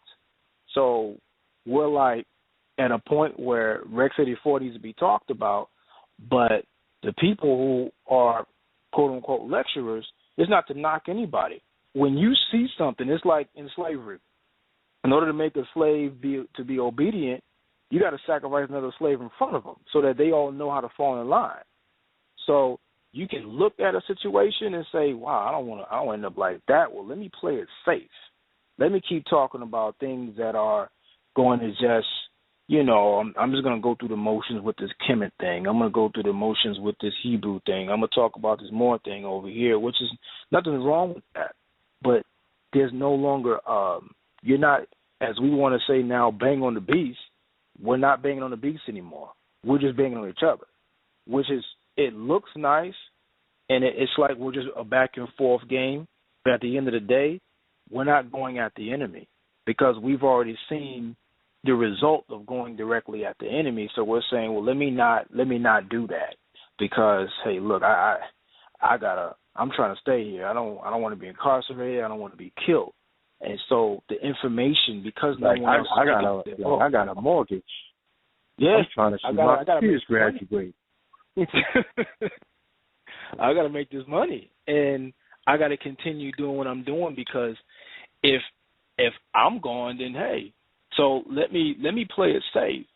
So all this information is public, so I can. It's like example, because of us going into the information age, we're all on the internet now. So a lot of this information, of course, because of revision, is not going to be in books, but it's going to be online. So a lot of quotations, as you see from lecturers, they're going to be online quotes. So this is not something that is hard at all. You just have to want to do it. And a lot of our people now are seeing what has happened in the past, and they're like, "You brave." They look at Griffin like, "Man, you got guts," because I would never talk about that. But then, what are you standing on?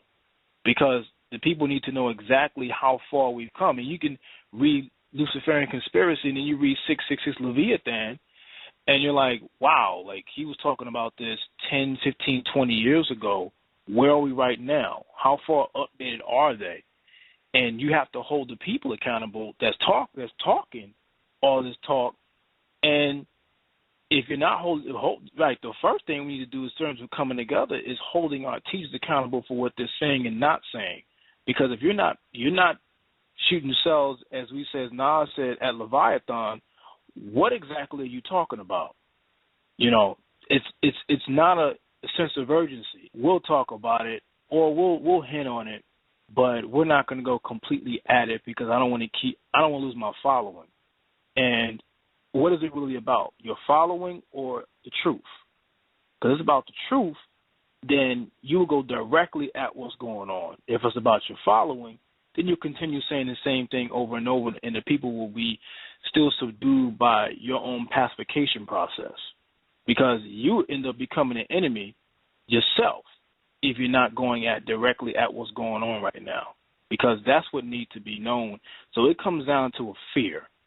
You have to want to talk about this.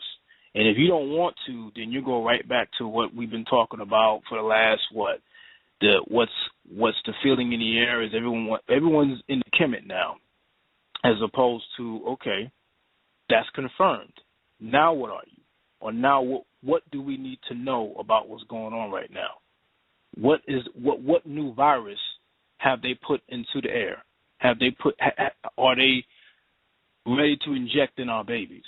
Are we not talking about that? Do you not want to talk about that? Or is it over? Do you believe it's a conspiracy? People need to be checked on what they're not talking about. So it all comes down to fear, period.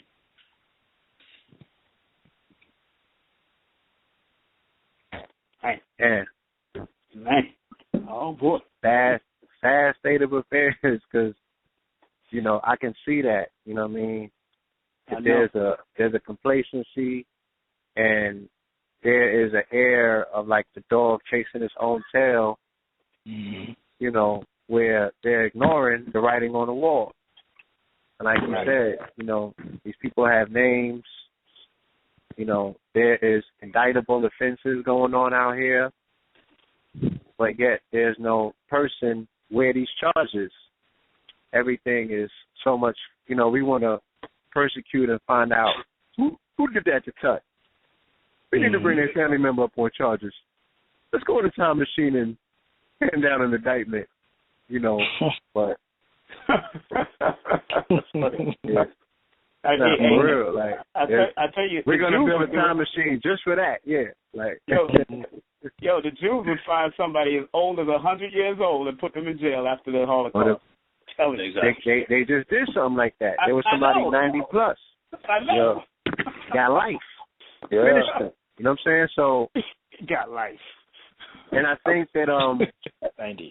You know, listening to what Rosenberg, you know, Rabbi Rosenberg has said in that interview. Yeah. You know, these are some of the things that they are hitting on that they're going to come to this lecture with. You know what I'm saying? Like, they like, look, you know, we got problems. We handle ours. Right. We're not looking for a boogeyman. You know what I'm saying? We dragging motherfuckers out. Right. What are y'all doing? Y'all waiting for the same people to give you a handout? If you say, you know, with the same hand they punch you in the face with? Right. It's kind of like mind-boggling. But like you said, the genocidal aspect of things have gotten a lot worse.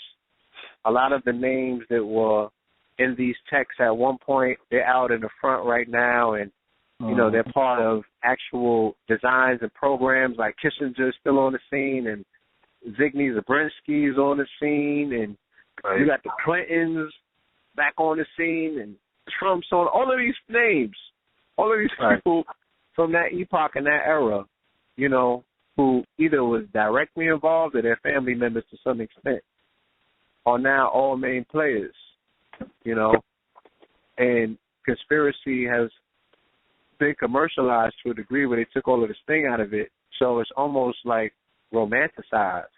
I looked at the X-Files the other day. They had everything in one episode. Everything. I was like, what is this? They took all they picked up where Jesse Ventura left off. Right. So when you trivialize something like that, you know what I mean, and you make it commercial, you know, is it real anymore? Right. Because you're like, if it was real, how would they have it on TV? Yeah, right. I mean, you got this. I always give a piece of Rex 84 because I want people to put that in their head, but not get to a point where I say, oh, my God, it's over. I'll just end it. Like, no. You got a point where we're dealing with red dot, blue dot, and pink dot. That's already in the works. It's happening now. Red dot specifically is black leaders who are the ones that's going at them and naming the names. You either will be eliminated or you'll be put in jail. Blue dot are the people who are call themselves quote-unquote conscious, who are waking up and informing people on a foot soldier level, man to man, each one teach one. And these FEMA camps is out here are going to ask you. They're going to round you up at some point. They're going to ask you, where you get this information from? Who are you reading? What you buy on Amazon today? Because you can go on Facebook from buying from Amazon, and then next thing you know, Facebook flashes in front of you the same thing that you just put in your cart. So they've all connected to each other. So, and you have to either give it up or you give up life. And then the pink dots will be split up into two groups. You dealing with these low-level whites, and then you got the Negroes who have not given up the white God. It doesn't matter whether it's Islamic or Christianity. And they'll become a part of the same foot soldier process. They'll be rounding people up. Like, this is real situations.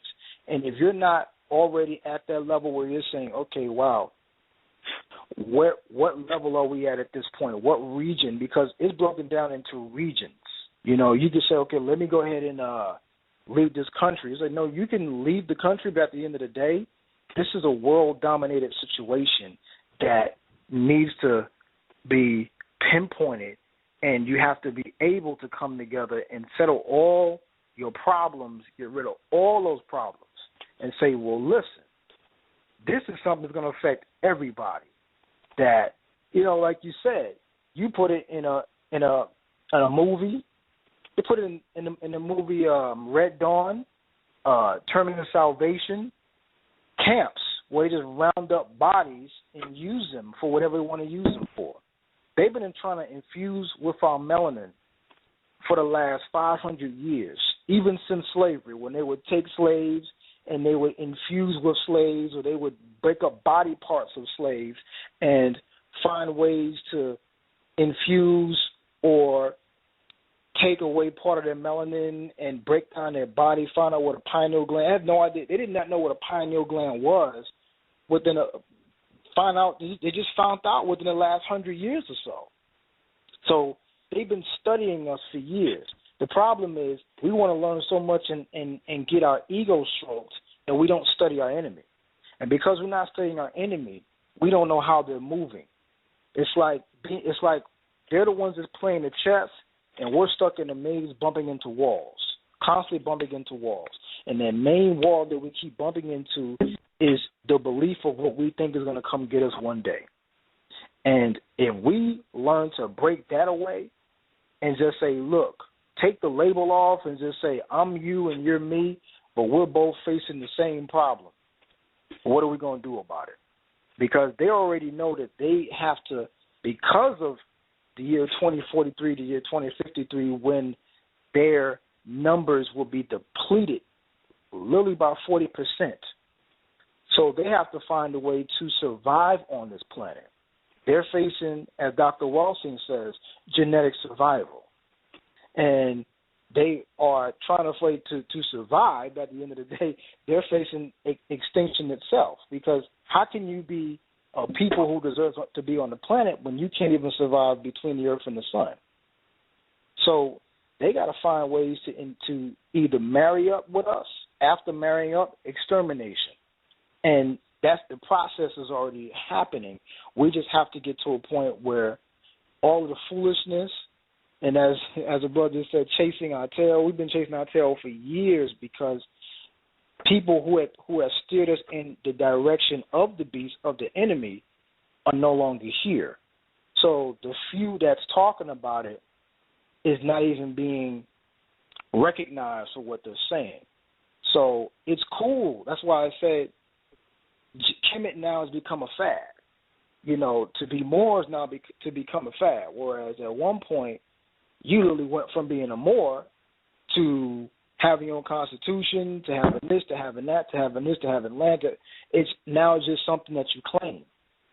So it's no longer a place and sovereign land that you desire. It's just the name. It's just the headdress, the fez.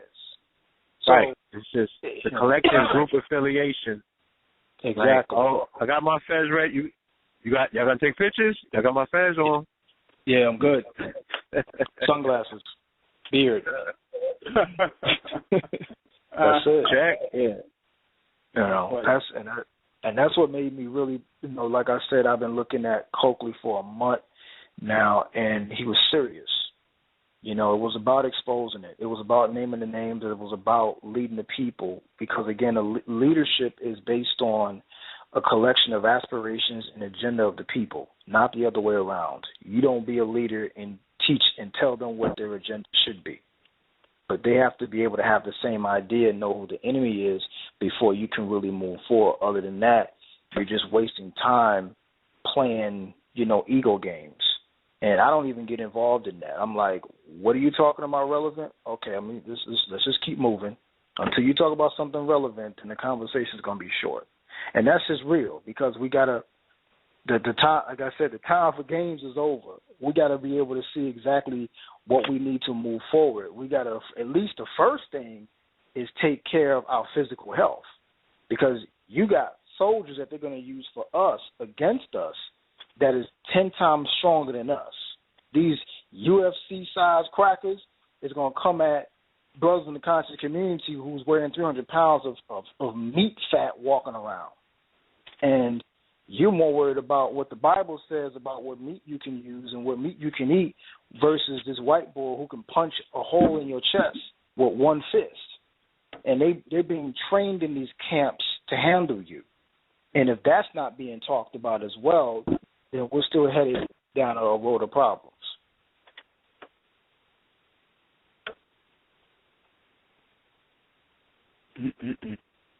Yeah, I feel you, bro. I mean, there's not a lot of real-time, real-life conversations taking place about preparation. And even King Simon, even these things are in your realm of preparing and preparation, readiness. You know what I'm saying? Like, how does one deal with, with some advanced aggressive forces? Mm-hmm. And majority of the people are soft, children are soft. And the television and everything is making them softer and softer and softer. Yeah, making them softer. Right. Softer. Right. All that is by design. The first thing, like Dr. Welsing said, is turn the TV off immediately. Turn the TV off. Put on something that's going to educate you. If you're going to study, make sure whatever you're studying, if you're going to study Rex 84, if you're going to study the Blue Blood Society, you got to put those notes all around your house. That means that you got to be thinking it and talking it. That means what your subconscious, which is controlled 90% of the time by the society, will now be controlled by yourself, because what you're going to pick from the mental reservoir is, okay, this is what we need to do so we can prepare. Your mate and we got to get to a point where we both learn about it. Both us, me and my mate are going to learn about it. A woman's going to ask you, well, damn, this Rex 84 stuff sounds serious. We might as well, what we going to do about it? You got to be able to answer that question, as opposed to your responses. Well, we could go ahead and just move and no, they're looking for you. So you have to be able to respond in collective numbers. And if that's not your immediate response, to get collective numbers together in the right idea, those who are serious, those who are ready to get in uniformity, then what's the point? Because like I said, and that's real. It's like when you have real conversation, people tend to shut it down because they just want to play around. And I'm like, no, I'm not. Okay, we could talk about Kemet tomorrow. Matter of fact, I can give you a book on it, but let's have this real conversation. Hey, we read and wrote enough books on that, but this right here, ask yourself why you can no longer drink the water, because you have over 10 to 15 cities that's about to go through the same thing that Flint, Michigan has just went through. My city that I live in, Houston, Texas, is now gone from the top 6 worst water cities to literally number 3 right now. And the average Houstonian has no idea about that. They don't even know what alkaline water is. Imagine talking to somebody who has no idea what alkaline water is, and you have to break that down to them. That's where we're at.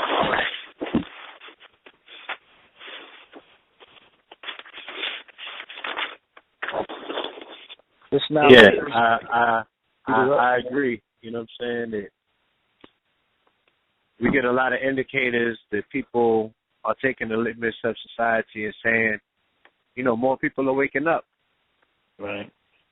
But in my personal travels, I'm running into, that 85% number is strong. Very strong. Very strong. Like, and food is more addictive than ever. It's more obvious, that it's posed, it's food posing as drugs, or drugs posing as food, should I say. And, the people are addicted. They can't shake it. And then, like you said, when it comes to the intricacies of water, being that topic is just so far-reaching, it's hard to convince someone just going to the store and buying water. You're sitting down and you're doing the water test with them, and you're showing them that some of that water is worse than toilet water. But it's that conversation on a larger scale is so far-fetched. Right. When people are still like, oh, if the water's clear, it's good. You know what I'm saying? If it don't look like it's coming out of Flint, there's no way that they would even Whereas you could do the water test on some of this water like Dasini and Aquafina. If you do the water test, it look just like that water in Flint when you start breaking down. It look just like it. Right. It should look like motor oil. Right. And they're selling that in stores every single day. And I don't, I'm not critical of my brothers. You know what I'm saying? I have a lot of brothers that are making, they're making moves and they're going to Flint and they're bringing trailer loads of water. But a lot of that water is Dasani. A lot of that water is Aquafina. So it's perpetuating that cycle. You know what I mean? Right. And that's the Luciferian agenda because the people that control these corporations, they all in the same gang. Exactly. And water is one of their main tools about how they're going to, drive a wedge by way of resources in the next few years. The water's been the main issue, but our people are so late to the party. So late. You understand? Right. That we find ourselves very delicate place. There's a brother that used to study under your father. His name is King L. Ray out of Atlanta. Brother had access to an aquifer. They was rating some of his water as the best water in the country, for that matter. It was ancient indigenous water. The brother brought it to the platform. He tried to share it with the community, and nobody would donate. You know what I'm saying? Wow. Nobody would hear the brother when he was making his case. And he had all the information pertaining to, what the UN was saying about water. You know what I'm saying? People weren't trying to hear him out. So, he had to make a different type of move. You know what I'm saying? And now we have this crisis of people calling me up saying, can you get in contact with the brother? The brother's gone. Right. And these are the things that are continuously happening because of the level of lethargy in the community. The very things that they were offered prior as way of remedy are no longer available. And, when things hit the fan because of the disorganization, it's going to be real ugly, bro. Like, super ugly. Right. Because not only are they in a place where they don't know, I really think that they just really in a place where they just don't care. And that's even more dangerous. Right. That's true. Even down to the B4U Act that social media I'm constantly sharing, I'm constantly going after. A lot of people don't know what that is, and that was the movement to turn pedophilia into a sexual orientation. And the B4UAct.org is the organization's website, and they're geared around having pedophiles just be labeled as minor attracted people. Because remember, since 1973, prior to 1973, homosexuality was just a mental disorder. And even in that same forerunning was pedophilia. So what they decided to do was they decided to put the same people who was able to get gay marriage into place and to end homosexuality as a mental illness, they were able to get or put in place now, since August of 2011, they've been trying to get this into Congress to have pedophilia as a sexual orientation, because they're trying to have the argument is that nobody's born liking anything sexually. So we really don't know.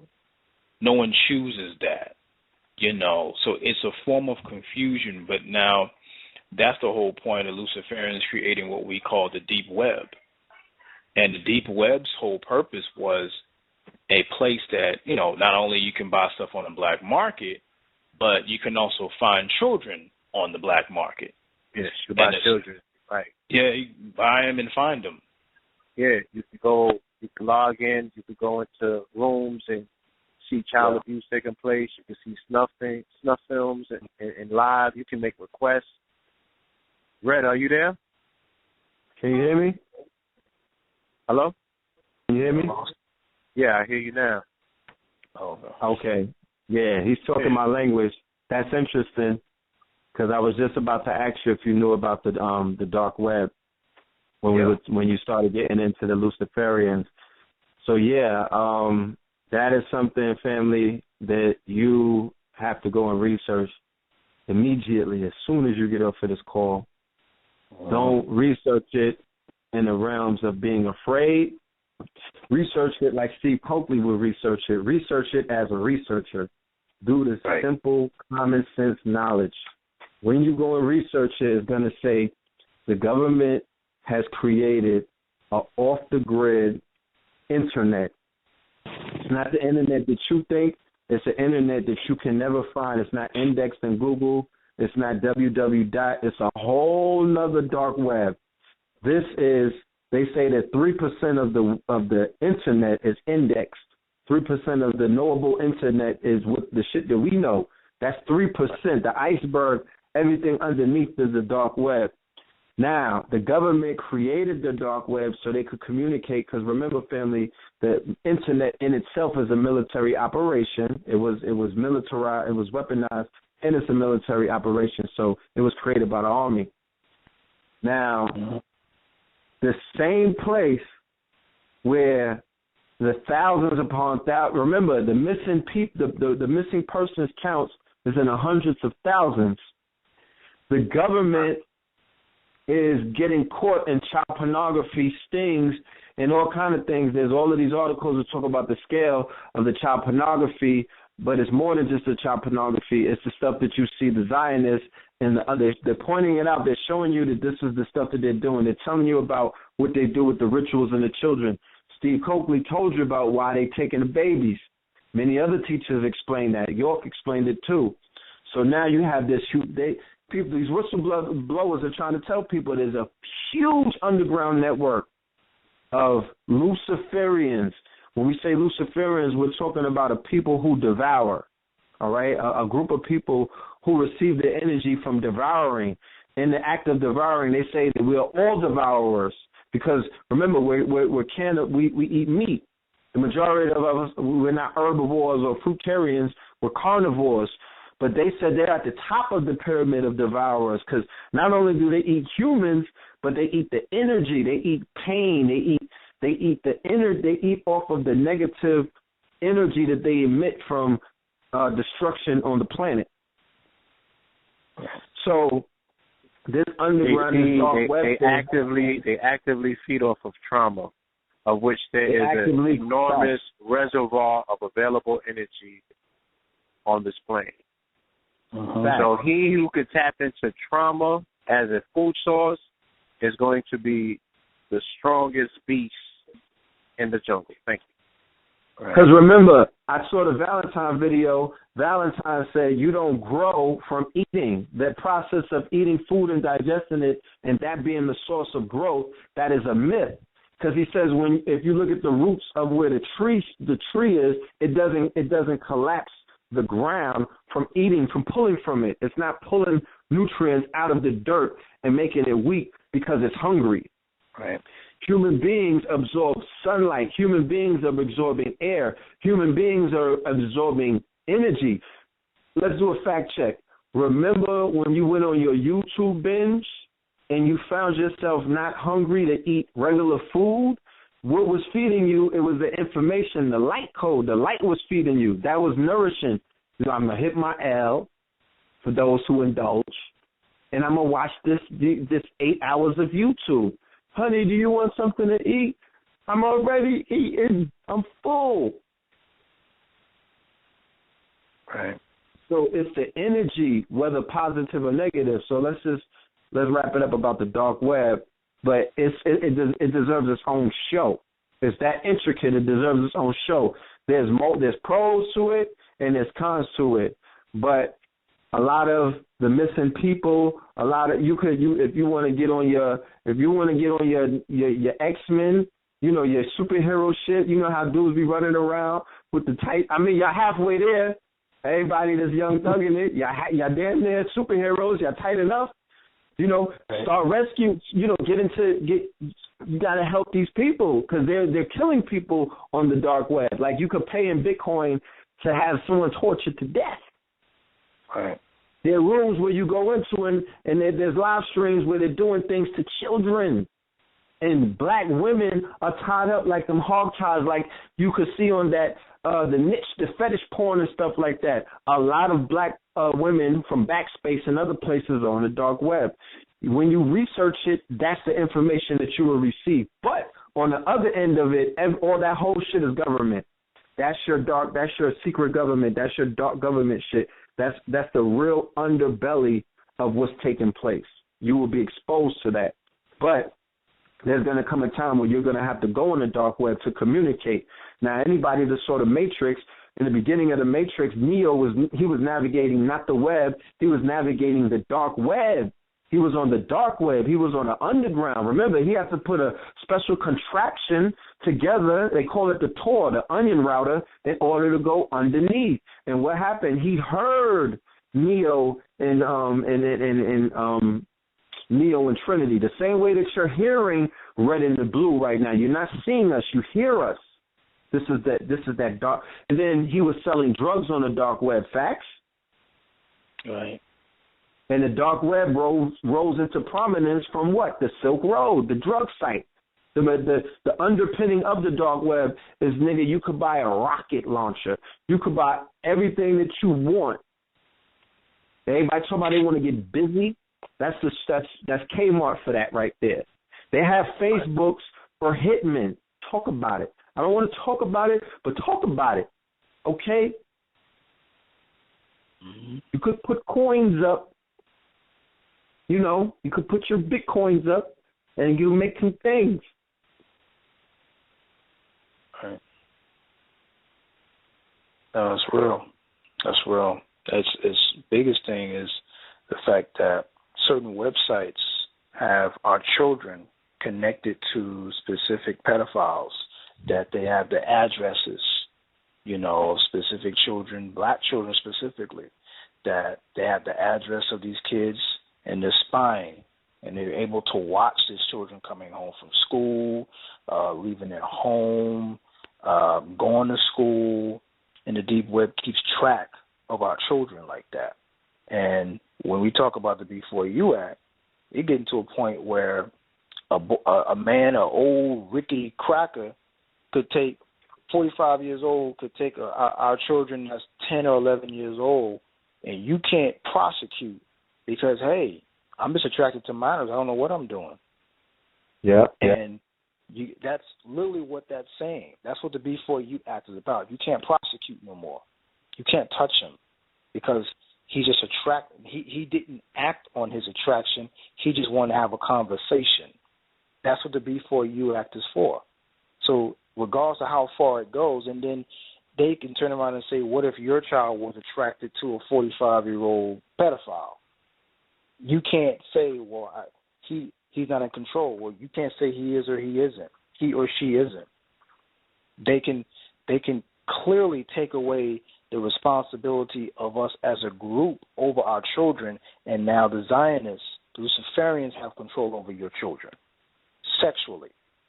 And I make it a responsibility to tie that back into their ideology, a Talmud that allows this to go on. Again, ever you're controlling that's in your hands, your ideology will be the dictator of that. And the ideology stems from this. They've been doing this for hundreds and hundreds of years, and now they're allowing it to manifest in an act against our children. It's important. You got to talk about it. You can't be afraid. I mean, we have brother Irritated Genie that talks about it, but then it's like, again, like we talked about earlier, you see him getting banned from countries, and it's like, oh man, he's getting banned. I don't know if I want to talk about that. Let me just keep talking about the same thing. As long as I'm sounding deep, I'm good. But what is that doing for the group of people who don't know about this situation that's going on right now, that a person can kidnap that child and say, okay, well, I didn't touch him. I didn't touch her, but I video cammed her. and I put it on this web that you can't even track with a regular IP address. And if you do get on there, immediately you're being connected. You're being spied on. So our people have no idea what's underneath. 97% of what's going on right now is in that next world. And so we got to be able to be prepared for something like that. They can now own our children sexually if we don't know what's going on.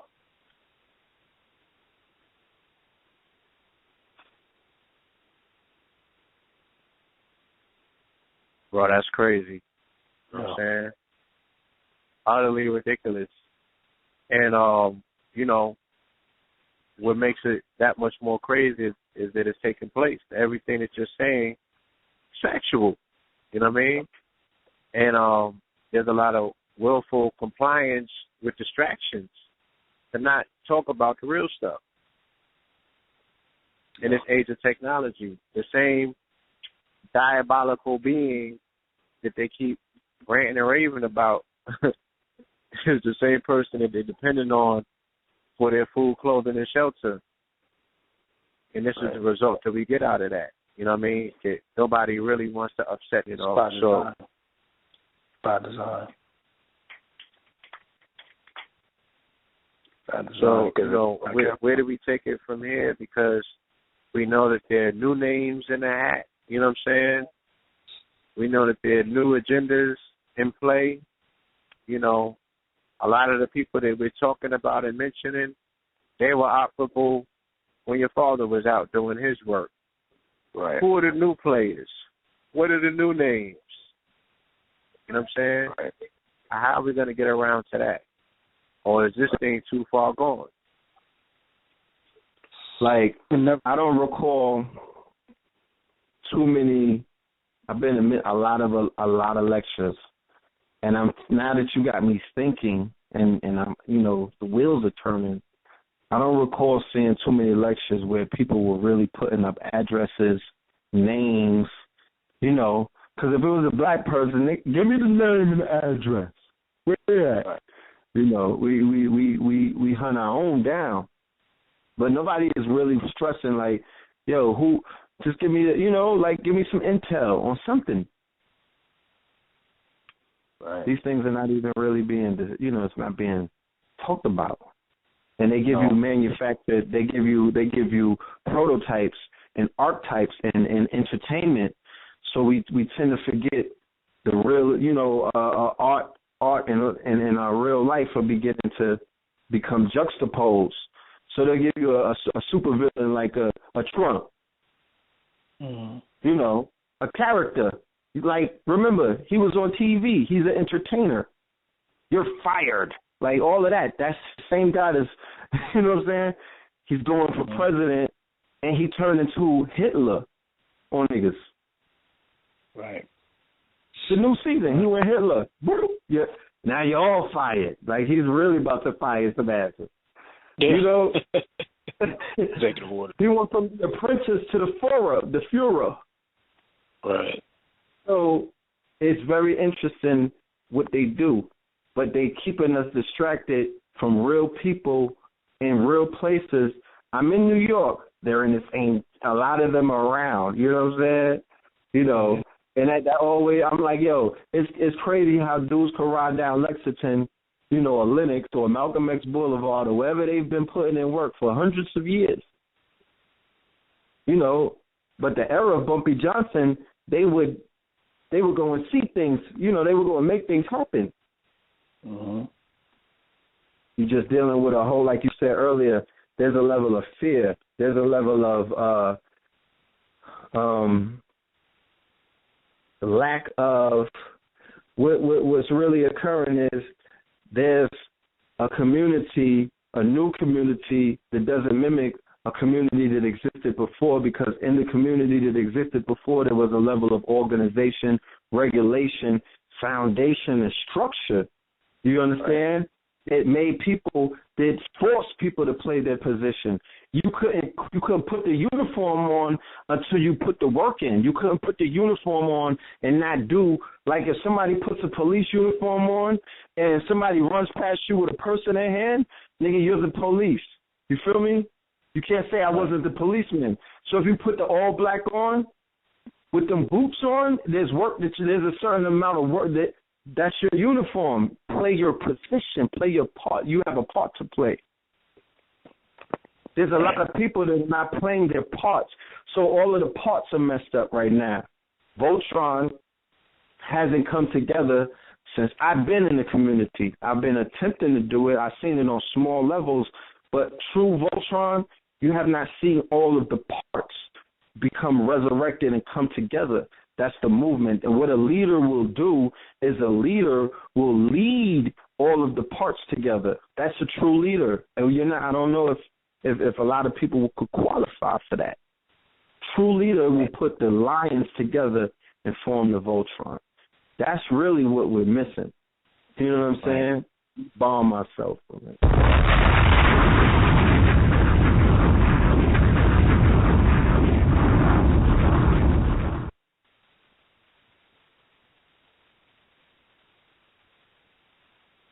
So I'm so glad you brought it up. Go ahead. No more ego. No more ego. No, I just wanted to say this. No more ego. Get rid of all of people don't want to get rid of labels. When you come together, as you said, Voltron, you come under a name, under one name. And the name is before you were a label, before you were a flag, before you were a language. You were one.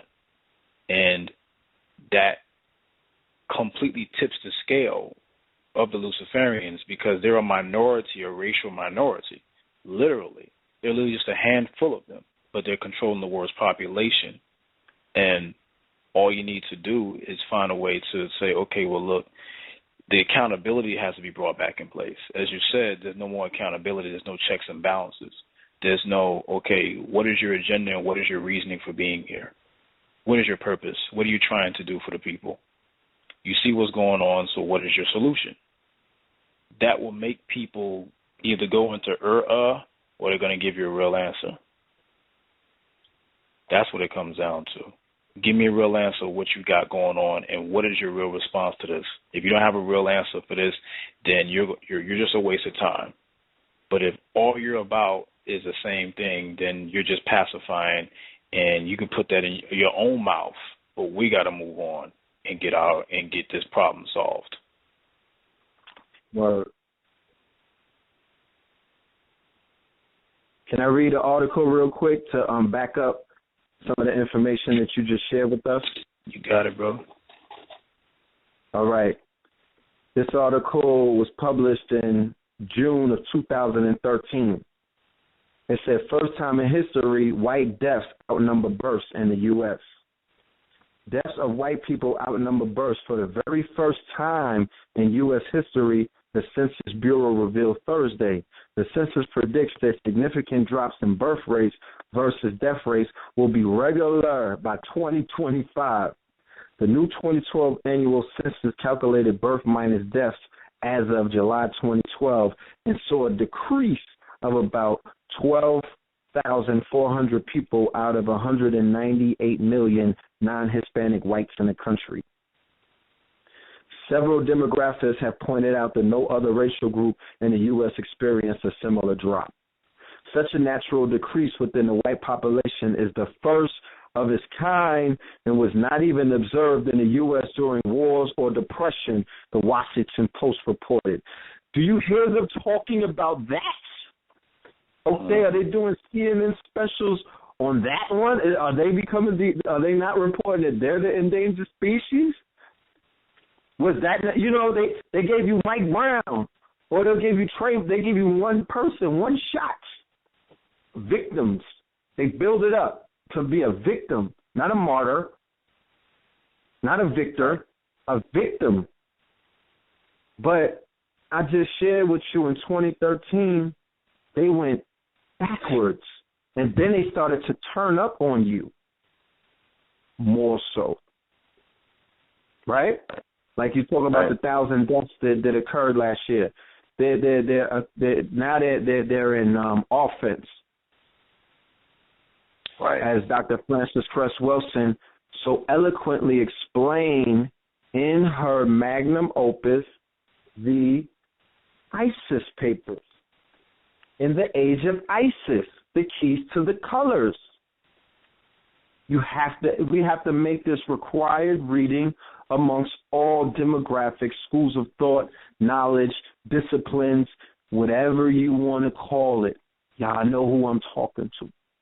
We got to get the book, not just get the book. We have to disseminate the information from the book. We have to take this stuff right, plays to it, movies to it, cartoons, shows.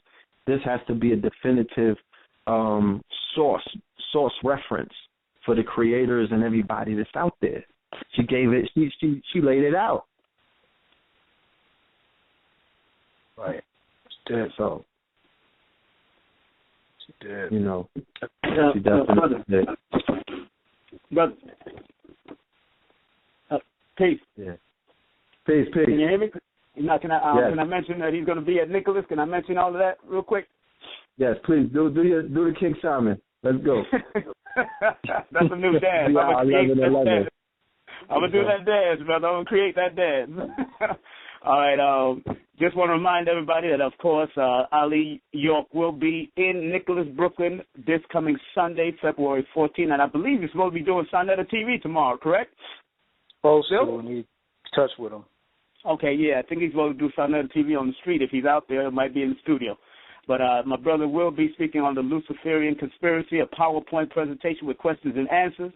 Doors open at 2 p.m. The event starts at 3 p.m. sharp, and it's going to be happening at Nicholas, Brooklyn Bookstore over there at 570 Fulton Street near Flatbush Avenue, downtown Brooklyn. Tickets are available. Advance is $15 before 3 p.m. and $20 after. All young people up to the age of 17 is absolutely free. Bring your young people out, especially them young people that's in high school. Bring them out. They're absolutely free. And if you ain't got it, if you're 18, just come on. I'll let you in anyway because I got this knowledge when I was 14. So bring it. Come on out. We have our first time in Nicholas, my brother. First time I've worked as far as in the lecture scene with one of the York sons, and I'm honored to have him, Ali York. And, of course, you hear he got a lot of wisdom. He's young and vibrant, ready to do it. And he's ready to answer questions because that's how he was taught. That's how his pops used to do it, answer whatever and all questions that come. So after he does his presentation, we will have a question and answer, and we want y'all to be there. I will also be opening up for the brother speaking on the numerologics of your greatness, understanding who and what you are mathematically through numerology, so you can step up and do what you're supposed to be doing and don't be afraid, because everything you want is on the other side of fear, people. Everything you want is on the other side of fear. So whatever he's breaking down and all that, we don't have to be afraid of it. We just need to be aware of it, and use it for our benefits and make it applicable information for us to unite, work together, regardless of what we come, whatever creed, whatever doctrine we might follow. Learn to study all doctrines and have no doctrine. We have to learn to study all doctrines and have no doctrine so we can move together in unison and work together. So that's happening at Nicholas, Brooklyn Bookstore, 570 Fulton Street near Flatbush Avenue. Doors open sharp at 2 p.m. Remember, Nicholas open at 12, so you can actually get your advance tickets at 15 or get there before 3 p.m. Vendors, call me. It's only $25 to vend if you're vending. $25 to vend. Just come on out and go to my website, KingSimonProductions.wordpress.com. KingSimonProductions.wordpress.com, or on Facebook, King Simon Productions, or Instagram, King Simon Productions, and Twitter, King Simon Prod. Thank you, KTL, as usual, for allowing me to come on and do my thing. And we wait for the callers to come in and see what they got.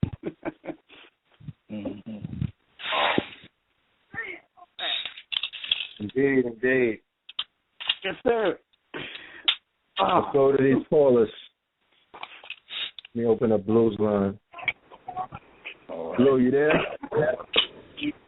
Yes, indeed. Can you hear me? I'm here. Loud and clear. All right, family, now's the time. If you guys have any question, comments, or concerns, you want to build with the God, you want to add on, you want to ask questions, It's all good. The floors is open. We're going to go to the lines. We're going to open up the lines. So if you want to call in, press 1. All right. Yeah. Any websites or any information that the family could find, or any of your lectures or books where the family could find it at? I have of course, YouTube page. That's Ali York. You just put in Ali York, and that comes up. And what I have there with me is a couple of DVDs. The Secret Covenant DVD that breaks down the families of Illuminati, and then Rex 84. And that's, of course, self-explanatory, going to King Alfred Plan and Rex 84 information. So that they're both going to be there at the lecture. All right. Yeah. Okay. Well, I want to ask the first question while we wait for the family to prepare their questions for the night. With everything that was said, and with the knowledge that you have of the dark web, and the fact that it's an untapped source. By saying source, I mean source. Sources have like a plug, right? They have unlimited potential. Different people can have different experiences depending on, the level of skills or the level of, or even the target that a person goes into the dark web looking for, because there's so many, so vast. What is the solution that you can utilize to use the dark web to help our people get out of some of the conditions, get out of some of the limitations and some of the stagnation that we find ourselves as a collective in now these days? One of the main things we can do is we have to find people who are extremely computer literate that can disguise their IP address. And get on the IP address that is already disguised and hidden. You have to expose the people to what's going on there in terms of the preying on our children. That's the biggest solution that we have to have now is awareness. And when we're looking at what's going on inside of it, first thing, again, is you have to remove the fear, because people will automatically think, oh, man, this is kind of creepy. It's like, okay, yeah, you have to get past that. That's implanted by religion and the society. So once we're able to find a way that we can disguise our IP address, because then you can immediately are linked. Even just on the surface web, you're linked. Immediately IP address is linked, cell phone linked. You have to be able to get on and be able to at least pinpoint exactly and look at which sites they immediately are the pedophilia. So that's why I said, of course, you have the sites that they sell black market things and, all that type of stuff. But you got to be able to get on and be able to show people that, look, this is, exactly what's going on. This is, you have a picture of a white man, and then you have another picture next to that white man of two black children that has the same address, and they're being preyed on this specific site.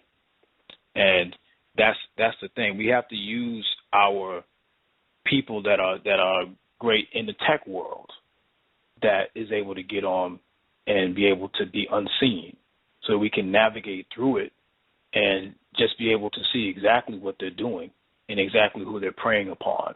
That's a positive, because we have that ability. We just have to find the people who's able to do that, because they're in our community. We just have to find those people. So that's a positive that we can do, because we have to be able to expose them first to what the deep web is, and then the next level is getting inside of it and navigating through it and pinpointing where these pedophiles are lurking and crawling throughout this deeper society that these Luciferians have created for them.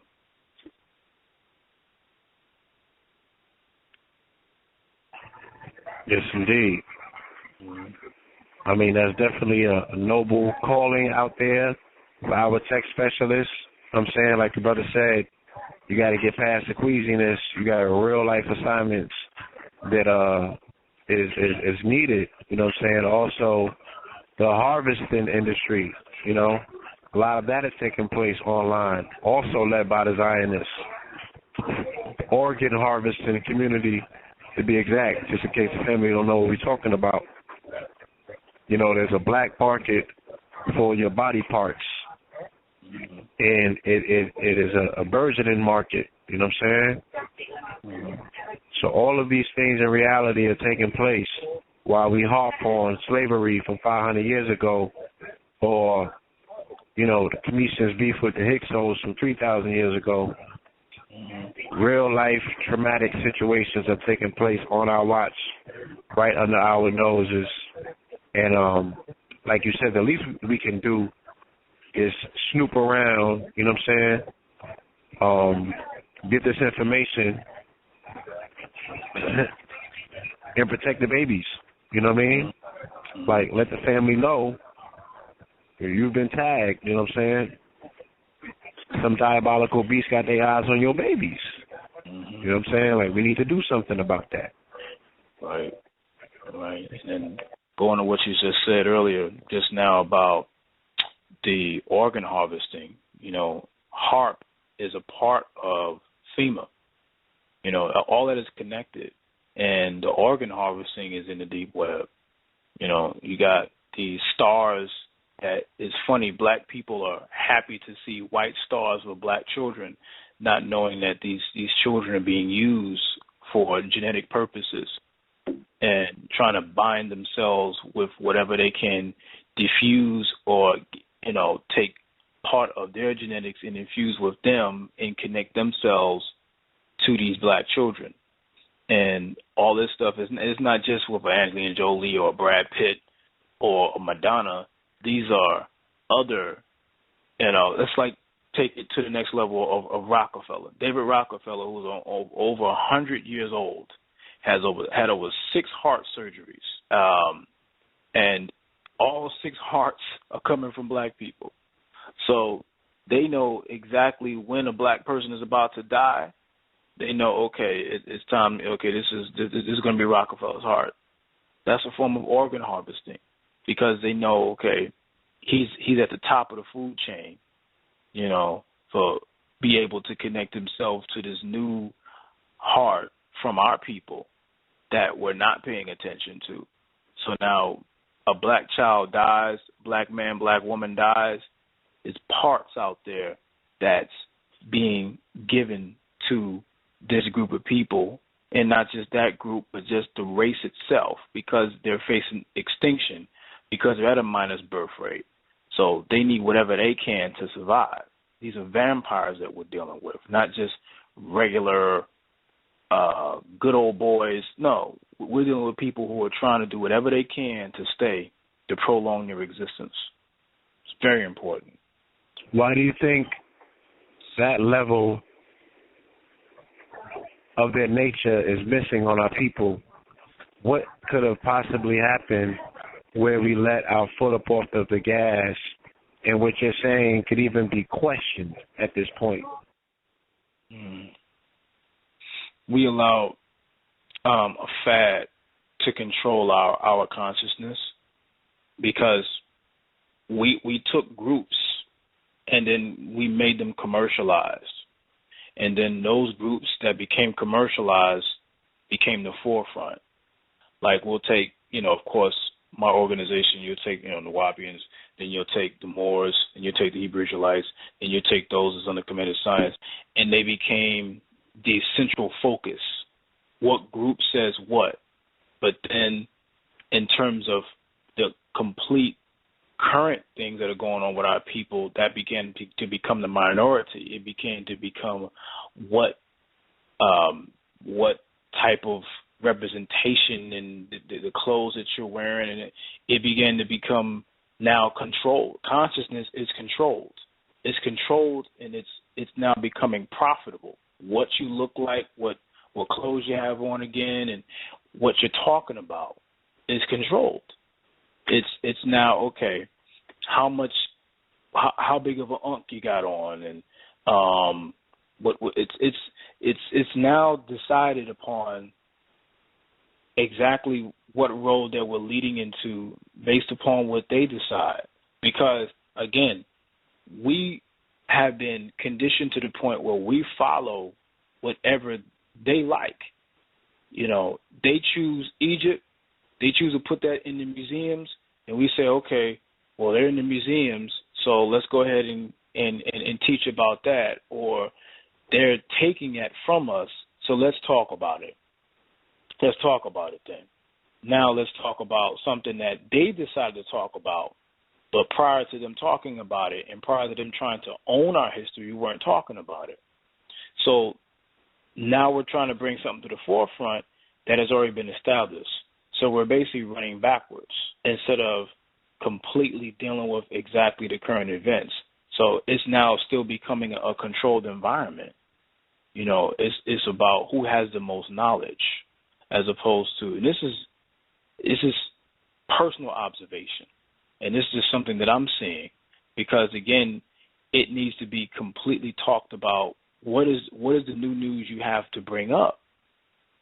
You know, a person has to be held accountable for that. Even if you're talking about parts of Nevada and San Diego that has so much chemicals in that water that you are destroyed for life. Your genetics is destroyed for life, and you'd rather talk about Kush as opposed to, I ain't talking about the weed Kush. I'm talking about pre-dynastic Africa, as opposed to bathe in this water every day. So I'm bathing in chemicals. So exactly how am I going to deal with this situation? So it's no longer about surviving. It's about how intelligent you look to another woman or how intelligent you look to another man, and that's homoerotic, and we shouldn't even be dealing with that in the first place. So we have to get to a point where, again, everything that's being said has to be to an account. What does it have to do with right now? It's not about hurting nobody's feelings. It's what does it have to do with right now? And because, again, and it's funny you keep hitting on this, the accountability is gone. And because the accountability is gone, anyone can say anything that they want at any given time, and there's no, you're not liable for nothing that you say and talk about. Your movement is just into a dead end, walking it into a brick wall. And you can bring up a Rockefeller, people want to all of a sudden start talking about something different. You bring up a Rothschild, a new Rothschild family member. These are females now. Andrea Rothschild is taking up the football for the family. She's running with it now for the world banks. She's controlling the world bank. She's in this now. And if that's not even being dealt with, then okay, we have to create currencies for our people. Okay, how do you create currencies for the people? Is that your network within what we're all selling has to go into a conglomeracy, that we become a family house. But if that's not your aim, then what is your aim? You have to check yourself. We have to be able to start checking ourselves, but we want to call ourselves because we're truly the illuminated ones. We're really the real Illuminati. We're the black light beings. But if we're sitting around waiting on what other people say, then we're going to constantly look at Jews and proselytes and Khazars as that. They just named themselves and took our symbols and put that on themselves and just added in six ether forces or demonic forces to our symbols. You take a goat, Mendez, who was really supposed to be the ram of Re, and then that becomes a satanic ritual, a satanic symbol.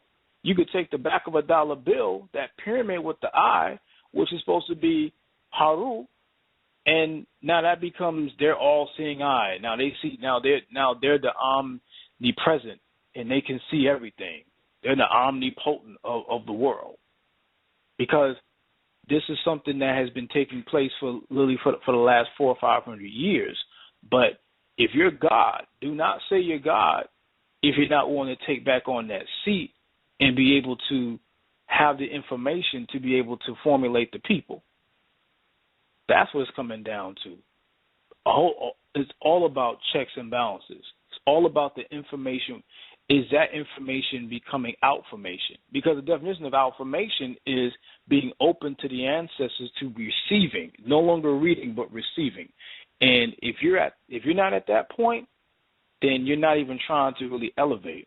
Because you can be in a conscious community all day and not get anything done and not get any type of elevation done. The people are listening to you feeding.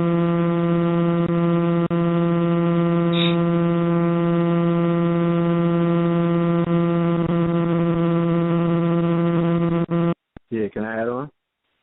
Go ahead, brother. Yeah, you could be in a community and, like you said, just keep going in circles, you know, being swayed from one teacher past, you know, you're getting passed along through the teachers. You know, like if somebody was in the industry and they get passed in the studio, passed around, right. People are getting passed around by teachers because they chose to, you know, enter into enlightenment. But they're not following the path of enlightenment. They're following this path of consciousness through social media, right? Which is like putting it through filters. So the expression of consciousness, which is good at its core, is powerful. Right. Being aware, it's being conscious, it's being awake. You tend to be angry in the beginning. When you awaken the sleeping giant, what did they promise you? That you're gonna roar. You will be angry. You will make a loud noise, right? The awakening of the sleeping giant. You know, don't wake the sleeping giant up. They're gonna roar. Well, niggas be roaring, right? Then, through that consciousness, you begin to evolve. Now, the way that you're able to measure your evolution from just being angry and emotional and romanticized or romantic, and then shedding that skin, and then becoming militant, and then being angry and serious, then shedding that skin, then going to Comic-Con and getting into fantasy, and going into the DeLorean, you taking trips to the past, and then that changed. You know, all of these different transformations, but what are the people who are watching that one person, that those one teachers that everybody is just, you know, trying to live vicariously through? What are you doing with the information that you've compiled? Because you've been through more teachers than that person that you're just watching. They probably never had as many teachers as you have because you've been all over the place, which is not bad. I'm not talking down on anybody because I encourage people to go into different schools of thought and into knowledge. The positive advent of the internet is the fact that you are now able to walk into different universities. When you turn on a Bobby Hemmett lecture, you are now sitting in a class of an occult, a master teacher in occultism. When you go and watch a 4 or 5 hour film, when you get that 8 hour film, you are now entered into a high level class. So it's powerful in its inception. It's very powerful, and but what happens is the one-on-one, the face-to-face, the hands in the dirt, the real stuff. Like when people, I have this experience that I always say that when people are online, it's easy for them to be mad at each other and curse each other out and be inhumane and indifferent to each other because that's not a realm where it's not organic. It's not in a realm where emotions and things like it's not on an organic level. It's robotic. So the shit cold. Niggas curse you out. Your mama, da-da-da-da-da. These same people see you in real life. They're like, yo, let me get you to Arizona, bro. You know, they want to be friends. Right. Like you have people that's arguing online and then they meet up at a lecture and they become the best of buddies. I've heard stories about that. Right. Saying that to say that what I'm used to and what you used to was straight right there. You were living it. You were in it. I was inside of consciousness. I was in that lifestyle. So it's prepared me for enlightenment. And I know consciousness is one phase, but enlightenment is a whole nother phase, and that's the pursuit of man knowing thyself. That's when you're taking all of this conscious shit that you've accumulated, all the tricks, all of this formulas, Because, you know, we are all of us, you know, the majority of us are alchemists. Right. We take shit and cook. We whip it up in a pot. We take different doctrines and start whipping the work and make it work for us. But that's when you really see the magic of it. Like I said, you could read a book about climbing the mountain, then you can actually climb the mountain. Two different experiences. So it goes back to the experience. How are you experiencing your life as a result of applying what is known as consciousness to it? You will wake up and find yourself on a path to enlightenment. A lot of the shit that you used to be stuck there, not knowing and be stagnated and easily swayed by, you will never pay that shit any mind anymore because you graduated beyond that. Right. You can't go into your third grade class and get, you know, you're not going to get, you know, you ain't going to get blown away. Right. Because you passed that grade. Right.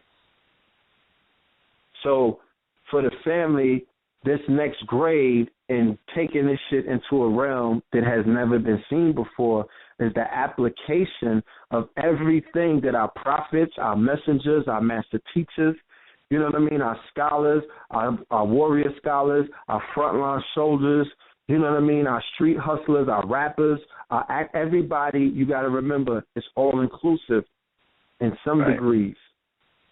We have to be able to differentiate, but we also have to understand all is one. So it's still an expression of the one. So even my brothers who are, quote, unquote, in the streets, some people may look down on the undesirables or the misfits. I understand that they got God. You play with it if you want. They have gods that work for them. I saw it. I seen it. There's something about them that's essential because I seen what has come out of the underworld. That's where Malcolm X came from. Right. You feel what I'm saying? That's where a lot of the Ansar laws came from, where Jay-Z came from. You know what I mean? Right. That's where a lot of people came from. That's where pop came from, the rose that grew from the concrete. You know, and it's those people who have the active principle already in the system. Don't give it up to get into what is known as consciousness. Keep that, whatever you have, that active principle. People are sacrificing that for a life of, you know, and I get it. Because when you're in, it feels like I'm in a monastery. I'm a fucking monk. I make it look good, but I'm a monk. That's what consciousness does to you. It puts you, and it's a beautiful thing because it is a spiritual test and a spiritual journey. It's a sojourn that you can write in a book. I've read it, you know, people write about it. But there's something that is for everybody different. It's a different experience for everybody. It's unique. But it fashions you, and it molds you, and it burns you. You know what I'm saying? The sacrifice, the weight that you carry, and the things that you have to do without to get. But you're creating with nothing. So you're really guarding. You're really showing both yourself, your peers, and those around you, your apostles and stuff like that. You're really Christ-like. You're guarding. Mm-hmm. You're What right. Dr. York did out of his mind and how the collective came together and built that land, bro. You know. Right.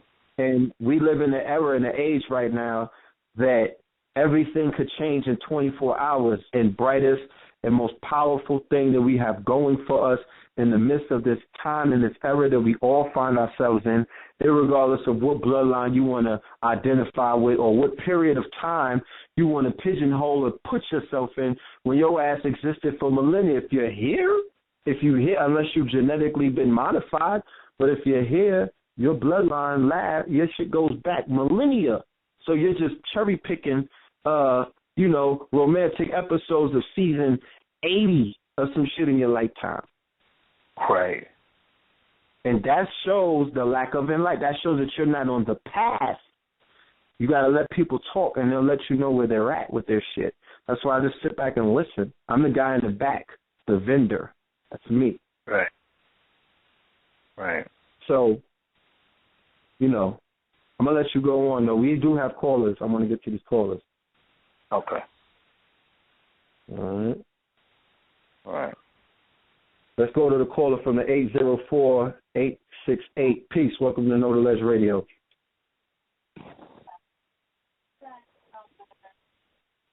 Caller from the 804. Peace. All right, we're going to get back. Caller from the 410-595. Peace. Welcome to Know the Ledge. Peace, Lord. Peace, God. I'm just, I just tuned in. I'm late, man, so I don't have a lot to add to whatever was spoken because I have no idea what was going on. There's what a powerful bill. Yeah, I know. What I did here, made me really, I had to stop doing what I was doing, too. The brother that you guys got in speaking, I don't know who that is, but, he was talking, and the thoughts he was provoking, I tuned right in because as he went on with the conversation, he just started speaking what I was thinking, consequently to his statement. So I was like, wow, same course, same train of thought. And I'm in total concurrence with what I did catch. And who is that? Hello? Yeah, Brother Ali. Yeah, that's Brother Ali York.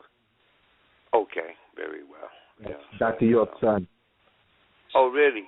I want him to know his father was a major influence on the opening of my mind all throughout the 70s and even before the Asaru community when he was Black Hebrew Israelite. Remember that movement, seriously. Please, brothers I was rolling with came out of the State God. Street Mosque with his father. Exactly. Bill with the young God about that because I was giving him a history lesson about the influence of York being the foundation of golden era, New York, golden hip-hop, golden street era, you know what I'm saying, golden consciousness, the shit that evolved into the 90s when Khaled started coming through and all of that other stuff. Well, what I remember, I came in the picture when he was, deeply into his literature, when he was calling himself Al-Hadi Al-Mahdi, when he was talking about that, when he was in the movement, they were going back and forth to the Sudan. Okay, so I remember watching the evolution of it. I really appreciate what he did because he came out at a time when nobody was pointing to our ancestry, the legacy of our ancestry, anything. And he wasn't, how can I say this? He didn't stagnate. You know what I mean? A lot of people are like, he don't know what he want to be, but that's not the case. The brother was growing, and as he was growing, he was throwing that shit out into the community, man, like crazy. All right? I came out the Nation of Gods and Earths, and I went into Orthodox Islam. And the brothers that were teaching me, I was 15 years old. The brothers that were teaching me came out of the same mosque with Sheikh Daoud on State Street in New York, all right? And, they were like, throwing me his literature, the Book of Lamb and the Leviathan and these other publications that were out. And, they enlightened me to the fact that Scripture was a lot deeper than I thought it was. I had already gotten to the point where religion was rejected, and I got into Islam because it was something different, right? Christianity was rejected, and I got into Islam. And then when he came out, he opened the door on that. I had no idea about the black stone and the tail that was attached to it, because they don't teach that in Orthodox Islam. So he came out with that book, 101 Questions for the Sunni Muslim or something like that. Hold on a minute, Rafu. Hold on 1 second. Hold on 1 second. Family, 347-637-2135. 347-637-2135. The show is sponsored by KingsCounty.BigCartel.com. MyPowerPieces.com.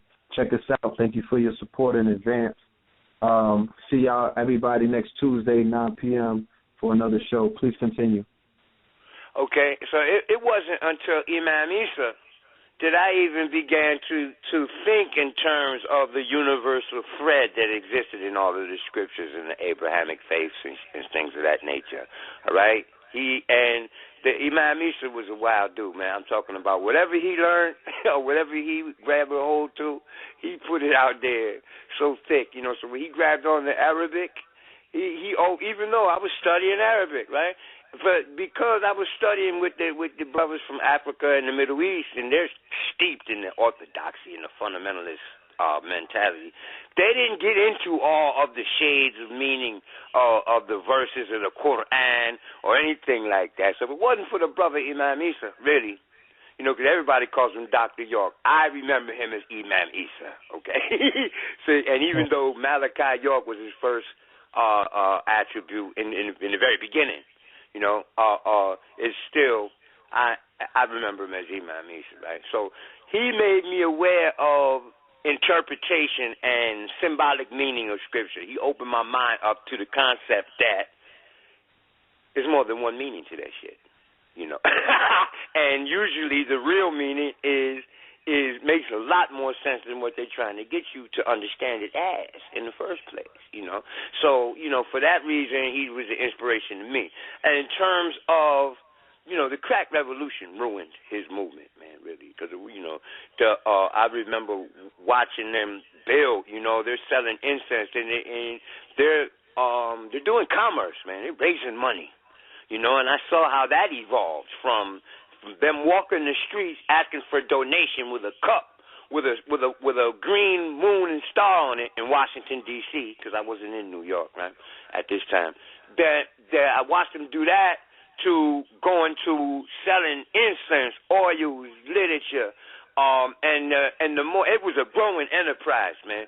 And it wasn't just about him getting money, because it was about him enlightening and empowering people in the community. It just so happened that crack cocaine slipped in to our generation and demolished everything positive our people were doing, like Black Wall Street, man. Without bringing any buildings down, they brought down the whole foundation of the original family here on this continent,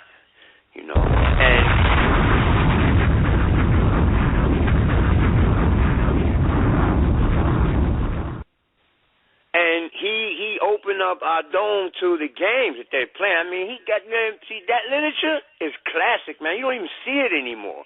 Anybody that has it in them pamphlets definitely has an archive and a perspective, a philosophical perspective on the religions that he was studying to bring him to the point where they felt he was a threat, That you gonna amplify the fact that he was messing with some girl. That is crazy. By culture and everything else, women are getting married at the age of 13 overseas, And we've always done it like that. So anybody listening to me saying, nigga, you're a pervert, you're our greatest men in history. They always marrying women at the age as soon as they enter puberty. So now, you don't let this Caucasian come in and slip into the culture the fact that a man and a woman ain't mature enough to live their life on their own until they hit their 20s, when for millennia, and when I say millennia, I mean tens of thousands of years, we've been turning our boys into men at the age of 13, not 21, So there's something with that. You know what I'm saying? There's something with that we know that they ain't realizing, or that they know and don't want us to remember. But at any rate, the brother opened my head up to the versatility of perspective on the planet, because I'm thinking, I was 15, 16. This is 1979 and 1980 I'm talking about, because I'm 50 years old now. You understand? That was a very powerful movement, man. It went from, I remember when it was just in Flatbush, Brooklyn, to I went to Cleveland. I saw them brothers out there with the jalabiyas on and the zikr beads, selling literature and teaching, and opened up the center. I knew the brother Yusef Muhammad, who opened up the masjid in Washington D.C. on Florida Avenue. It was at Florida, I think in 3rd at first, and then they moved it down to 7th Street over the years. I went in, so I don't remember. I don't get to see what happened to it. I just came out in 97, and I saw that they had closed down the whole center, and that the Asaru were no longer. You understand? So that's the extent of it that I can recall at this moment without being silent for a few seconds, basically. Yeah. Hello? Yeah. You just ran it down, Ralph. It's King Simon. I was there too, brother. Big King Simon. Yeah, I'm just kicking from what I recall. This other thing, like I had every one of them books, man. And even though I I really wasn't in total agreement with the brother because, you know, I'm a skeptical cat, and I'm the type of person I have to learn for myself. But he was pointing the way. You know, like, look at this, he would say, and consider that. And here goes the word Arabic word for word, and you can go check this lexicon. So he was teaching brothers how to research. And see, that's important because nowadays, people, they ain't into researching. They just, what is it? Oh, that's what he said. Well, Ra said it was this. No. It was Imam Isa said, and Imam Isa said this is where you look to find out what I'm talking about. So you can decide for yourself whether you agree with his ideology that came out of whatever he was, you know, examining for or teaching. So, you know, I love that about the movement, and, you know, it's disheartening to see where it has come, you know. Exactly. Yeah, to see where it's come, man. You know, he spoke about Cleveland. I lived in Cleveland, too. I helped build that mosque in Cleveland over there on 105th. You know, like, see, so you understand where I'm at. See, there is no coincidence in the fact that I saw it move to Cleveland. Like, you know, look at that. We was there, man, and I used to make the pizza over there in Bushwick. So I mean, wow. I know that I try to tell now, Ali. I gotta ask you, Ali. Can we do it again? Can we build like Jezebel or that type of land again? Can it be done? Oh, I'm of the mind it is, but you're asking him, right? Yeah, I'm asking Ali. I know they opened. Ali, you still there? You probably dropped off. Wow. But Ra, you was dropping it, man. I mean, you took me back. He still there? Yeah, you hear me? He should be. Yeah. Ali, you here? Yeah, you hear me? Yeah. No, I was trying to ask the question: can they build back Jezebel or that land like they had in Georgia again? Mm-hmm. Can it be done? Yeah, it can happen again. Definitely happen again. All it comes down to is just resources, and is that right there just came down to money, and then once you get the money right, then you got to get the people around that's willing to work, because that 19 acres that we had, that we built on, that was at least maybe 5 years of work. That was from like 96 to about 2001. Really like 95 to 2001, because that first pyramid was built in like 96. So we got 5 years. We got two, but looking at the nation now, it's so many young people out there now that's able-bodied, but the generation is totally different. So you got an Ansar generation that did nothing but work day in, day out, that worked on that land, whereas now you dealing with baby, like single parent mindsets, mom mindsets, where it's like more effeminate. So all they want to do is go out and just sell a book. But when it comes time to building bricks, putting a pyramid together, dealing with mathematics, it's like, okay, well, I didn't go to school for that, because you got to realize, Pops made it. He made it at some point on the land. You were required to know how to build, to know carpentry. You had to have a skill. Yep. Whereas now, all thing you got to know how to do is read an actual fact front to back, and you can go out and sell a book. Whereas at one point, you couldn't just do that. Okay, you got to realize, okay, you're gonna move in this mosque, you're gonna move on this land. Yep. You're not gonna be you probably won't be reading very much. You're gonna have to find a way to balance out your time. Whereas now there's no work. There's no more work. It's about going out there and just selling the book. So the young ones are now holding it, but there's no the mentoring is gone. Yeah, Ali, I went down there about 10 years ago. I was at Bushwick Avenue, and every time I go over there, I cry, because I know what kind of paint, what I've done, what we used to do as far as the Hall of Knowledge, what we built. And one of the young wu-nuwaupians tried to disrespect me. And at that time, Khair was living in the building. Khair came down, and when she seen me, she gave me a hug, because she knew me since she was a child. She said, you know who this is? Don't you ever disrespect him. She screamed him out. She said, don't you know who this man is? And I felt so good that one of the young, one of your sisters, that's your sister. Mm-hmm. Yeah. So actually look at me, and even Emil from Sudan, she even looked at me and gave me a hug. But and Muhammad, who's in Sudan, your brothers and sisters from Sudan, they remember me because like I said, I made the pizza, so I was like the reggae Italian stallion out there. Cause I used to play Bob Marley, so everybody would know that I'm making food inside the pizza. But so all these guys was young and all that, and people, I knew the wife from Sudan, and a lot of them have a lot of disrespect for the Ansars, and that's not good. When we were the foundation that we was on, like Raul just said, we was on the train begging and we did security 24/7 on that 10-block radius in 10 below zero cold. They don't know this.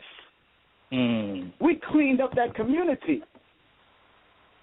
We stayed there in the cold, had to stand in moon boots and wear moon boots and down coats and on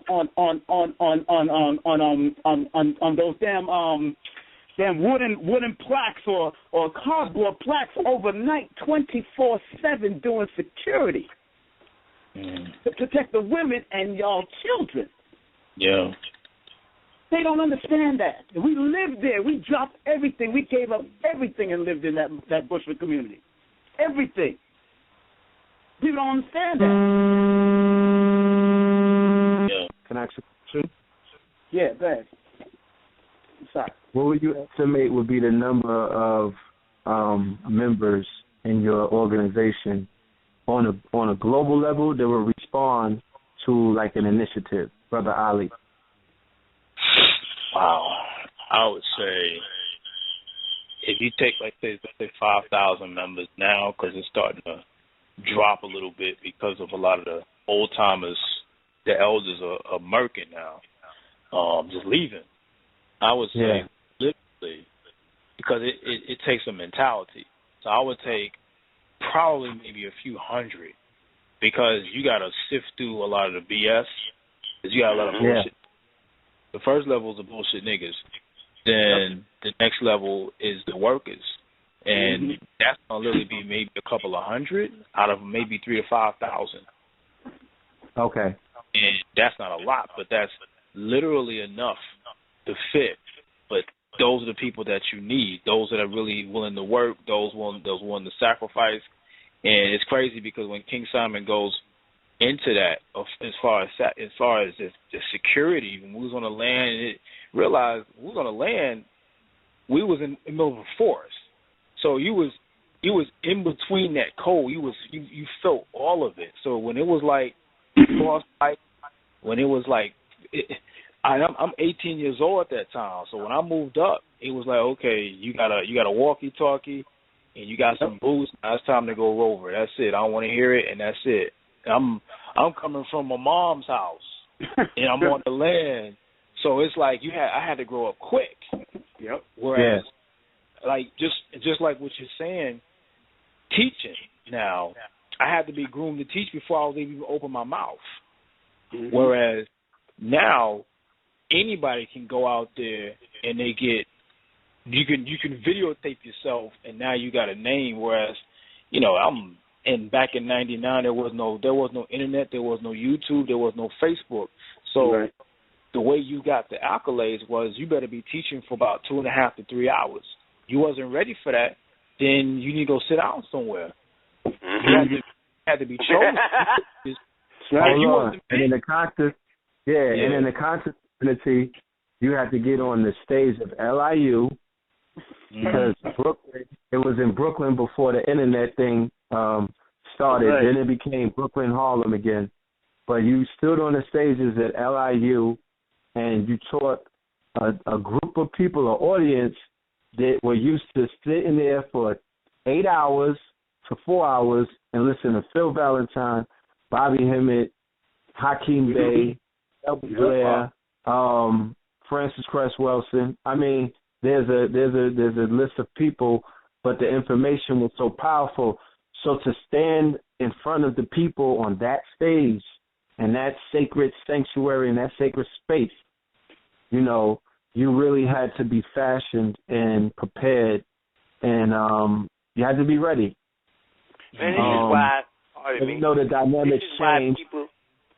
people don't understand the generation, like my generation and the generation immediately that come after us is, shut up if you don't know what you're talking about, generation. And people are like, man, that's so rude. But do you know how rude it is to sit here and talk and you're not really an expert, man?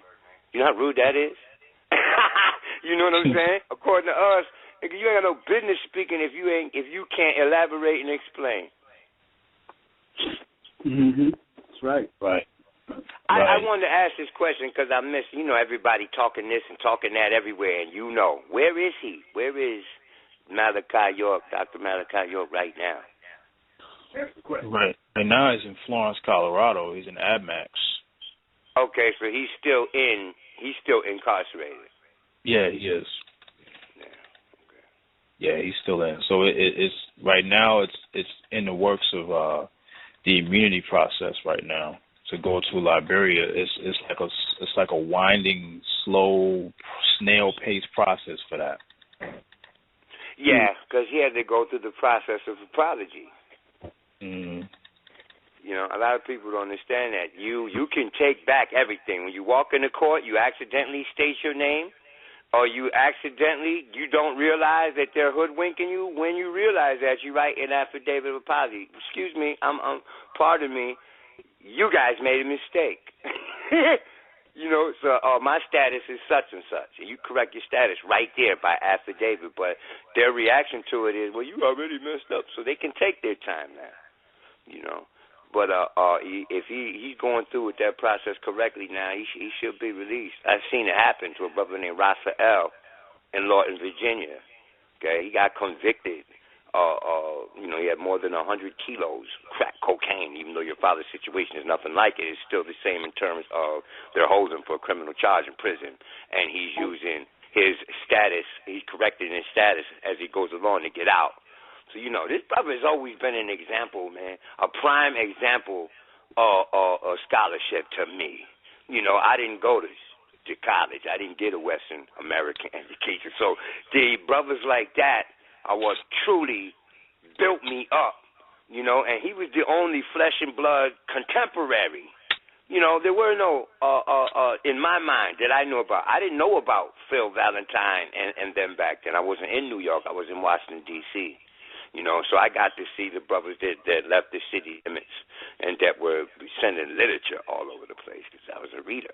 So he was one of the only people that I saw that would grab a concept, man, and teach it to the people as he learned it, as opposed to becoming an expert on it.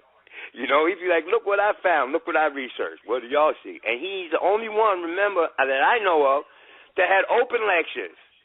Question and answers. Y'all got a problem with what I'm teaching? Come here. We got for every 2 hours on whatever. And then you had the tapes. I heard that on the tapes. So, he would open lecture and invite people to come in to debate.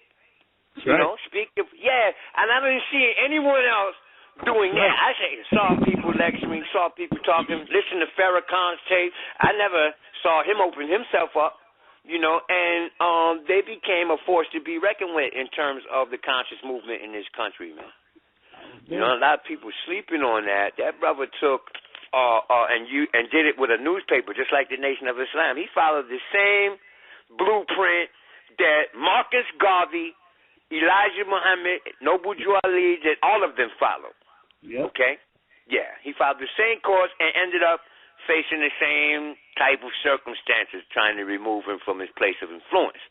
So that right there, regardless of his doctrine, whether you agree with his doctrine, now you got to set the props out that this brother put himself on the line and sacrifice his own life and time, because they are synonymous for our people.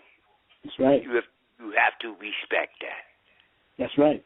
That's right. And I mean, he used to walk, brother, your father used to walk from the Bronx to Brooklyn to teach. In the beginning, him and Yahya O, may he rest in peace. Yahya O was one of the great elders amongst them. That brother put it on. And don't forget his brother Oba, who I seen at Dr. Ben's funeral at the African Islamic Mission, your uncle. They put in the work. They put in the work They put in the work for us now to continue. And I remember back in the Hall of Knowledge, Doc said, when you come in this community, you come in sick. But when you get healed, you go out and do the work. He said this in the Hall of Knowledge. And well, I wish I knew that brother's birthday. I know he's a Virgo rising. He's June 26, 1945. June 26, 45. Now I got something to study. You know I'm a numerologist, so you know I get into it. Yeah, you know there was a big thing in what was it, 1985 about his age. Was he really born in 44, 45? Because this guy, what's his name? His name means lamp. Siraj Wahaj is his name. Wrote that book about the Ansar cult in America. No. It was Bilal Philip that wrote it. Not Siraj. Yeah, okay. Yeah, all right. Not Siraj Wahaj. But yeah, but they're contemporaries. Pardon the fact that I can't recall 30 years, right? Accurately. Yeah. To any rate, yeah, he wrote the Bilal Phillips, right? Yeah, and he wasn't even from America, so he never saw what they were doing. He's from England. You understand what I'm saying? Look at the capacity. Look at the magnitude of Dr. York's endeavor. He got niggas in Great Britain disputing him. You dig what I'm saying? Just trying to put a stop to his motion because it was so powerful, man. Whether you agree with it or not, you had to deal with the fact that he's making progress. He's growing. And that right there is a threat to the economy of this country. See, I got to realize that what it really is we are the foundation of this economy. Period.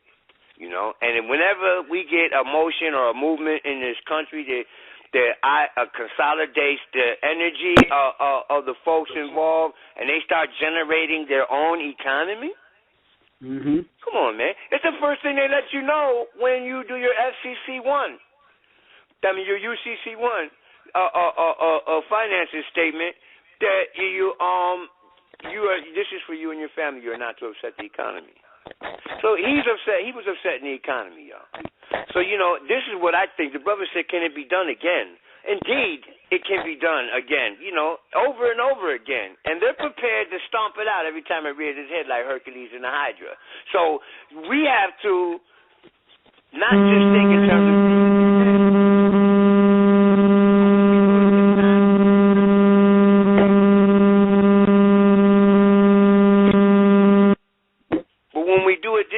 When we do it again, we need to put a security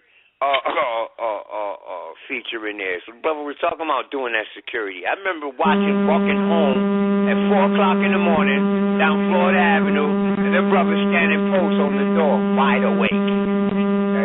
Okay? Yeah, the suture. I remember that. You know.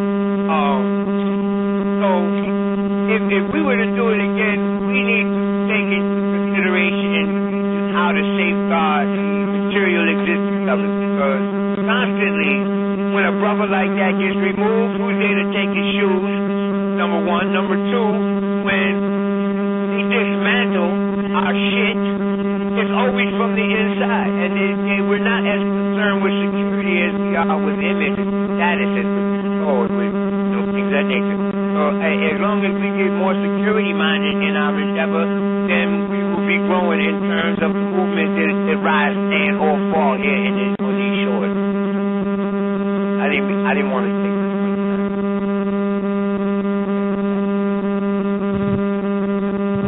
Hear me.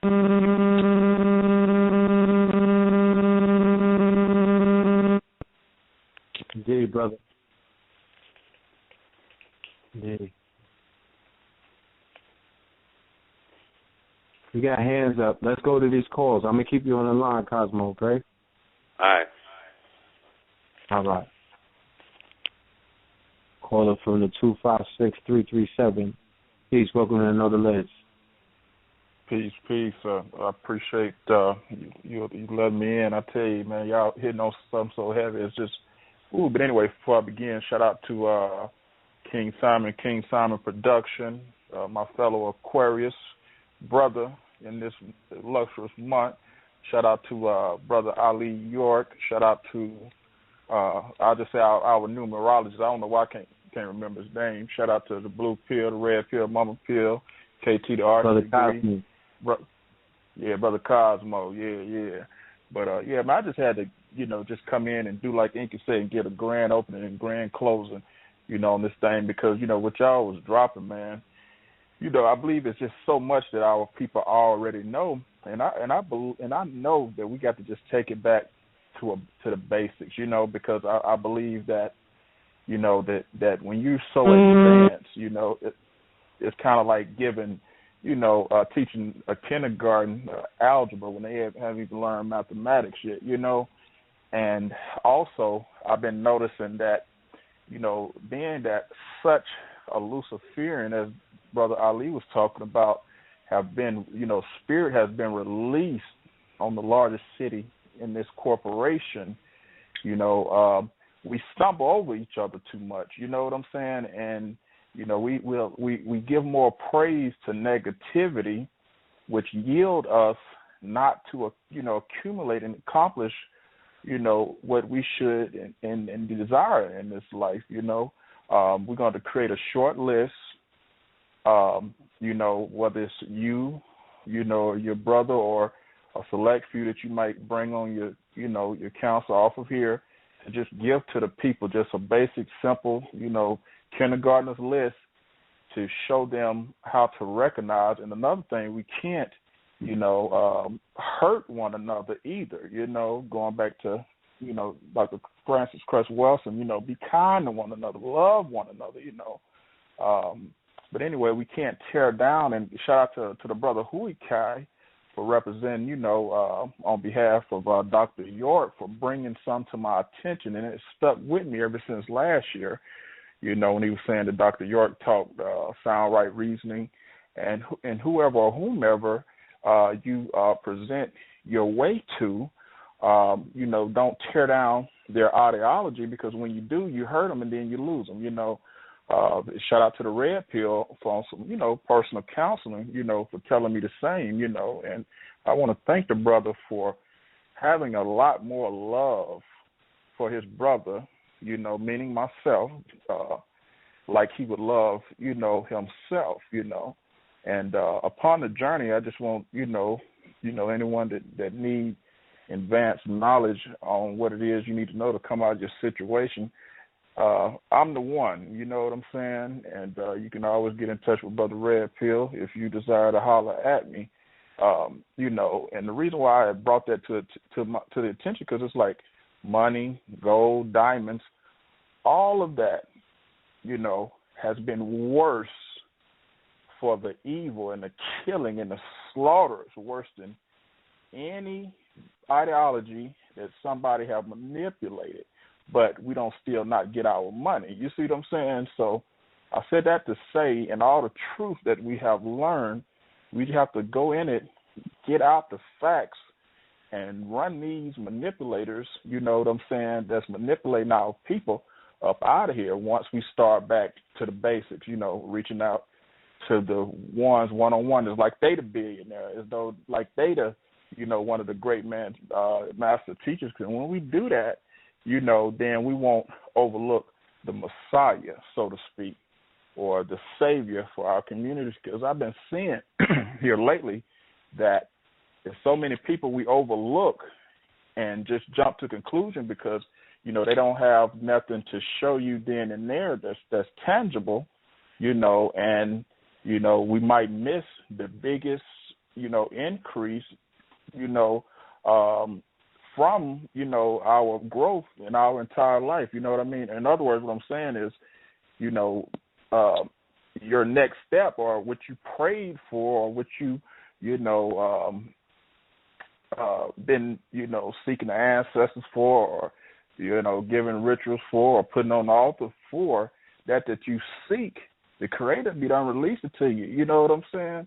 And we have to have that love that gives us the power to comprehend it. And also, upon creating that list, once we create that list, we will have a basic set of what it is. Bro, Rick, can you get that buzzer? Or is that the Somebody hit something and it's buzzing. I don't hear anything. Okay, it's stopped. Okay, it's Are you stopped going to now. next question? Well, yeah. Okay. Well, yeah. What I was going to ask you, the damn buzz was stopping. Well, Brother Ali, can you hear me above that buzzing? Okay, there you go. Okay. Yeah. See, the enemy don't want this to get out because the enemy know I got the answers, but that's okay because I'm gonna still make it happen. But to the Brother Ali, what you think about what I just said? Do you see, what the enemy is doing and has already done that our people is repeatedly walking in? You know what I'm saying? Into. I mean, do you see that? Yeah, we're constantly going in the same cycle, and it's just as God, we have to be able to break it. So if we're going into a point where we always talked about his time being up, and we're going into now the sun and heat gene process, the cycle is over. So we have to be the ones to create that cycle. It just comes down to knowing that you're caught up in a web, constantly being caught up in a web, and because you have to get past. Once we learn about, the first stage is book knowledge. The next level is, which is information, which is already defined. The next level is outformation, because sun heat gene is supposed to ignite what's inside of you. So it's realizing that the cycle is existing, that it does exist, that we're being caught up in the same web. The next level is breaking it and being able to consciously and subconsciously act on your own decisions. So we just have to know that it's going on. I'm glad you said that. What you think about breaking that cycle, though, Brother Ali? You know what I'm saying, in a short sense, because what I'm starting to realize is by the time, you do put all the time and energy and take the people to the different sources, it's like they back docile and asleep again. You see what I mean? Because, like, when you look at the ones that stuck in the media and, and these devices, that excuse my language, y'all, but that bastard created an intricate thing to systematically take our people away. So what you think about that short list? Do you think if we create like this short one-page list today to recognize the wiles of the enemy, in a short sense, and just start with, our basic people just around us and where we can reach to, do you think if we free them up on that small level, we'll be able to later on yield a great sense of major accomplishments, which really is a psychological matrix for real when you look at it, because hell, back in the day, Benz and Mercedes was the thing to have if you was considered successful. But hell, to me, they always been the ugliest cars in the world, until they started seeing the sense that people wasn't, that wasn't working no more. So now they started to make them, look better. You know what I'm saying? So what you think about that? Do you think if we drop it in that short sense, we can reach them a lot faster? Because I just feel like, being that we so advanced, when we go into the, like that college mode, in such a European sense, I guess you would say, then it's like we lose them because a lot of them still at that kindergarten, first grade level, kind of like what Red Pill was talking about earlier, Yeah, it's about having a codification. Once you're in consciousness, it's like take it to the next level of having laws and bylaws. That once you're in, then this is the code that you go by, and you got to have groups of people who are willing to follow those laws and bylaws and follow that codification. That you don't step outside of that. That goes into uniformity, and it will be a lot harder to go back into a mindset that allows you to go back into the Las Vegas state of mind, because you're already codified. You're already into a mindset that doesn't allow you to lag and get lazy into the information. You're already now becoming a soldier into the situation, and you're just waiting to become completely opened up. But your works now is already information, as opposed to, okay, here's all these books that you got to read, so now I'm conscious. Whereas, okay, what's the next step? You're just waiting on the graduation process. The process has to be put in front of them, so now you have to be able to put the pieces together for yourself and then act on it. We just have to be the ones to create that process that they stay in. Got you. What was the books that, well, I ain't going to say the books, forgive me for saying that. What was the basic, I guess you could say beginner stage, in a short sense that you remember was powerful? I know where you being born in, that's all you knew, but if you would have to break it down, say maybe in 3 minutes or so to explain to someone the basics of what they should know to come in, how would you do that, Brother York? For me, it's God a wimp. Because contrary to popular belief, I didn't grow up in it. Actually, I came into consciousness when I was 17, and so. Oh, okay, my apologies. Yeah, I didn't know. No, it's okay. I didn't know who my father was until I was 14. So when I really was learning, that was just through rap. So from that point, it was just learning, from Wu-Tang and the Killer Priest and all that stuff. But then the book that really changed everything for me was Your Potential. It was like breaking everything down to everything is encoded inside of you to become God. That was it. I cherished that. As God a wimp took away the God complex of waiting on something to save you. It just busted. It destroyed the whole concept down. It broke it down and it destroyed it. So I think now, because a lot of people are taking a time in African history and making that into a religion, and as opposed to taking that as this is who we are, this is what we once were, and we need to go back to being that again. That's all it is. So for me, it was Your Potential, Is God a Wimp, and I just kept reading God series books because it made so much sense that there is no God in the sky. Now we're waiting on is us. Yep, that is true, and I'm glad that you brought that up, because that's what I've been seeing that the Caucasian has been famous for doing, is yielding our power through us through brainwashing, because, if you can control a mind, it's worse than being in chains, because at least when you're in chain or being kidnapped, that's another thing I stopped saying too. This year I won't say slavery no more. I call them criminals, and them bastards was kidnappers is what they were. You know what I'm saying? But, say that to say this, if I had to do it, what I would basically do was show, all of the quick little things as far like jealousy, killing babies. And, I would hit the people with that basic sense, of what, is evil and what them bastards will do to try to steal you away. You know what I mean? And I guess that's what I was asking, and you answered that beautifully, by the way. I just want to give a powerful shout out to you again, my brother. I thank the brother Redfield for allowing me to get in. Shout out to my brother, King Simon, man. You're a powerful brother, my brother. And I'm not saying it just because you're one of my Aquarius brothers. You know what I'm saying? But let me ask King Simon too. Is it okay if I ask you a question, brother? Or are you not really up for answering anything tonight upon promoting this show? Okay. Yes, sir. What's up? Well, me and Dr. Dre born date is the same date of this month. Okay.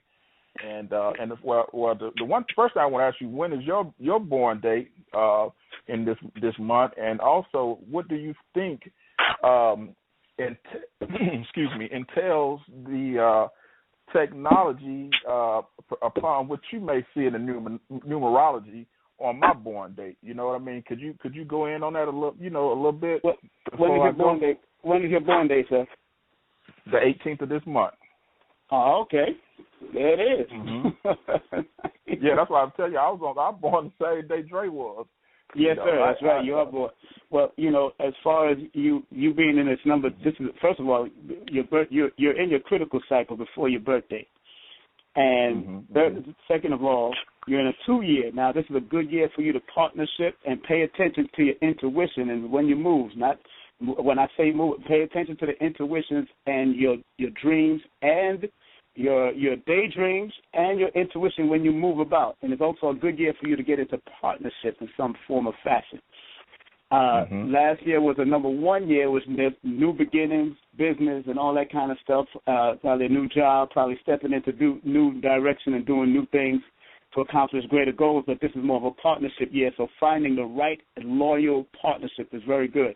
Also paying attention to who you eat from and where you're eating at is also very potential. Plus, this is a number 9 year, so this is a good year for number 9 since you're born on the 18th. It's a good year to constantly stay on a detox and detox yourself from people you don't need to be around, friends and family you don't need to be around. You may love your family, but certain people that you don't need because you're a person that needs to see things to completion and go for it. Also, be mindful of where you're around because 9s are prone to like diseases like fevers and chicken pox and different types of things. So you got to be careful of traveling in places that too many people is at. Somebody might sneeze or cough on you, you'll pick it up real quick. You have a strong constitution, but you got to be real mindful in the number 9 year of your temper also. And try to live more on a universal, on the other side of the Mars energy, live a more universal side on this number 9 energy because it also represents universal love on one aspect, but it also has that Mars, Aries, Scorpion energy that can be a warrior, war-type energy this year too. So we got to be very careful on how we deal with police officers because even the word police in numerology adds up to the number 9. So they're going to be turned up a little bit this year, a little bit more than usual.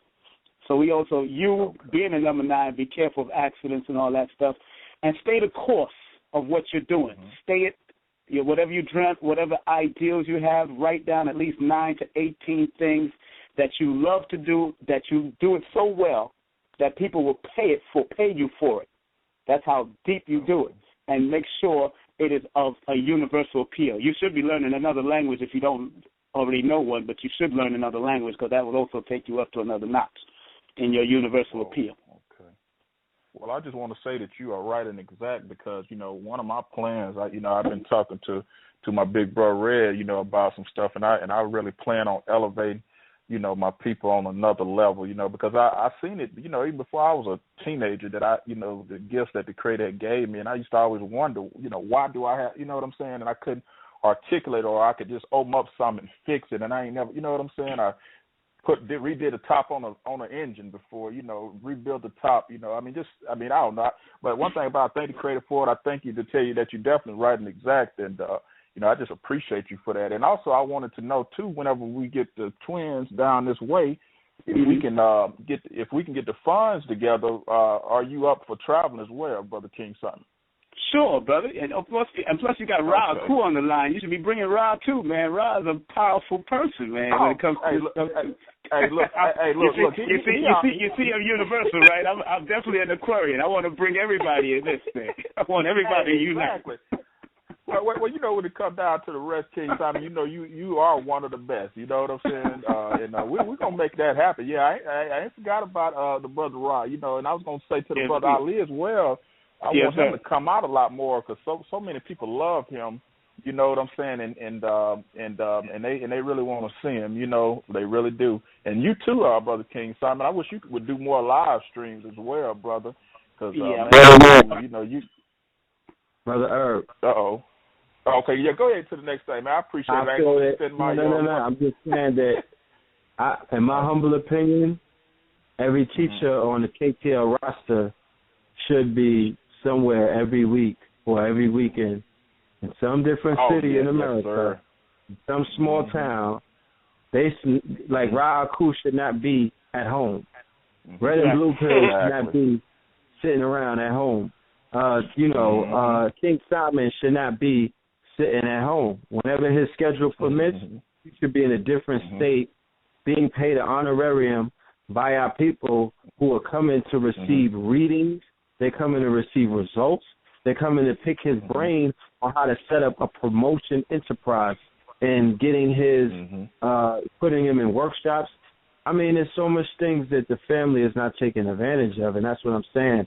When they realize that this is about the path of enlightenment, when they realize this is about taking this information that you cannot find anywhere else. You can't go on cable.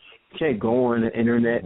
You can't find this information at this level anywhere else. This is rare. People have to treasure that. And the pantheon of teachers that is available these days, the young elders, because keep in mind, a brother like Delbert Blair was in his 80s. Dr. Savi's in his 80s. Savi gave you stories about he started on his path in his late 30s. There are teachers who started in their 40s. So there are brothers out here who are starting out in their 30s, and they're like, I'm 40, and then there's other people who are starting out in their early 20s. But we have to give us the time to mature and the time to master self and the time to really, to evolve into who we are. But imagine us in 20 years. Imagine us in 10. Imagine, look at us now. So this is about building this legacy, and this is about taking advantage of the now. The people in their demonstrations on a global scale have not demonstrated the ability to take advantage of the now and the days and the times that we live in, which is we live in the future. We live in the time that was predicted, and I can identify multiple reasons why this is the future. So we live in a time where you could sit in your living room and talk to 1,000 to 5,000. I watched the thing on the Bundys, where they were turning themselves in on YouTube live stream. 50,000 people in that chat. 50,000 people. While they played out a theater in front of the world to make these cowboys look like there was the biggest propaganda campaign I've ever seen in my life. While they made these white sovereigns and these militias look like they're the most honorable, fearsome group of people in the world. Instead of acting like they were afraid of them, bringing them donuts and everything. But all I'm saying is we live in a very interesting time. We live in a time that everything could change in 24 hours like Marcus Garvey predicted with a push of a button, a push of a PayPal button or a send button. Things could begin to not change forever, but move in a direction where you'll wake up with something to do, a purpose attached to something that can make you history. Well, I'm surprised that the people are not taking advantage of this. It's a pool. It's a pool of teachers. We should be traveling, if not more than, as much as Umar. Exactly. Yep. Now you're right about that. These places, when he leaves, do they not want to bring nobody else in? Like, he's in Kentucky, Wisconsin. These are places I'm like, because you leave a card, nobody is calling the pantheon of teachers who have the solutions. If we think that a 1-hour YouTube conversation in the streets or on the couch or a 3-hour presentation on a stage in a theater or a blog talk show is what we have to do, is all that we have to give to the people, and that's our worth. And if the people think that they're going to get solutions by watching those are like commercials compared to what you could get if you sit down with these teachers, with these scholars, with these intellects, you know what I mean, and collectively come together and get their products. Minister Inky's products work. KT the Arch Degree, Mama Pill, these are products that really work. Dr. Savi's products blue really clothing work. line. yeah, that really works. You put that on, you got it. You know what I'm saying? Like, you're gonna feel different. The precious stones and all of that, it really works. It changes the energy field. Study piezoelectricity. I better never hear nobody talk crazy about precious stones, sacred stones. The same stones that King Tutankhamun is buried in. Ain't he laid out in lapis? Ain't he laid out in precious stones? All of the deities rocking precious stones. They rocking quartz. They rocking lapis. They rocking, you know what I'm saying? Tourmaline. They going in. They rocking gold, copper. There's all of the stories about them digging up the mounds, and our ancestors were covered. We had copper headbands, copper test plates, and we were surrounded by beds of precious stones, sacred stones. People get funny because they got little pebbles and shit. I'm talking big boy shit, megalithic, big boy stones. The whole crib is the stone, a cave full of stone that we don't think on these grandeur levels because we are not megalithic in our thoughts. We give the megalithic stuff to the past, and we deal with this have-not pebble shit right now, and that's the problem. It's the mind state. So when you have access to thousands of people, and it's all about reprogramming the subconscious. It's about the subconscious community as well as the conscious community. Programming the subconscious. Right. You feel me? That when you program, that's like the dark web that we were talking about earlier. You have the web, but you got the dark web. Everything is 80-20. It's always a subconscious. There's always levels to this shit. It's always an underworld. Yep, right. You're right. And before you end, what time is the thing and the location tomorrow, Brother King Simon, for the event? We're gonna be at Nicholas, Brooklyn over there at 570 Fulton Street in Brooklyn, of course. And it's only $15 before 3, $20 after. Doors open at 2. We start at 3 p.m. exactly. And that's going to be Nicholas, Brooklyn. Before they're supposed to be moving exactly because I see they're doing a renovation at the new spot. So they're supposed to be moving at the end of March, probably beginning of April. So we're still there at Nicholas, downtown Brooklyn. And, of course, we got the Healing Circle there every Tuesday. I do numerology. There's people that does massage, and they got the crystal healers by crystal alignment by Sister Kafunya. So every Tuesday we're there from 5 to 9. But like I said, this Sunday, Brother Ali, I know he has to travel, so I know he has to get to bed. He's leaving in the morning, so y'all make sure y'all get all y'all can get. But he's going to be there Sunday at Nicholas, Brooklyn. Call me if you want, 347-496-1022. That's my direct number, 347-496-1022. Or you can call Nicholas at 718-858-4400. Doors open at 2 p.m. It's going to be awesome. It's a PowerPoint presentation. So I can't wait to see my brother do his thing. Thank you. Yes, sir. All right, Brother Red Pill, I want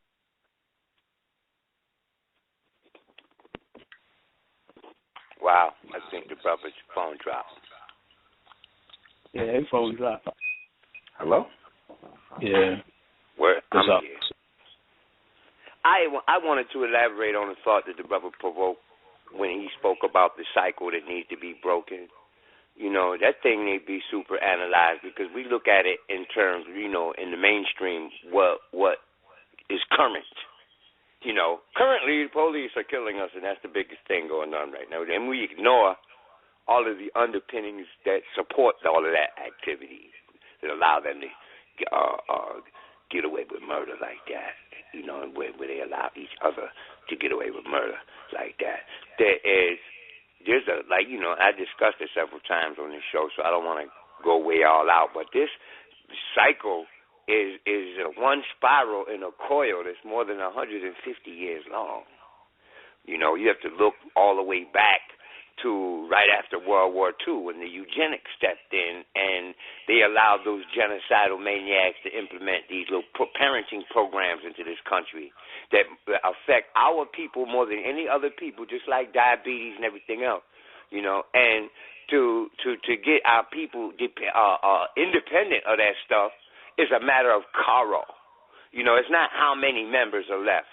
How many members are going to be working? Because once they start working, any little progress is going to just start the multiplication process right there all over again. You know, as soon as any core group of people start to make progress in any direction, they automatically attract the support they need to continue and to expand that operation. This is just the law of dynamic and social evolution, really. You know, so I wanted to throw that in there. You know.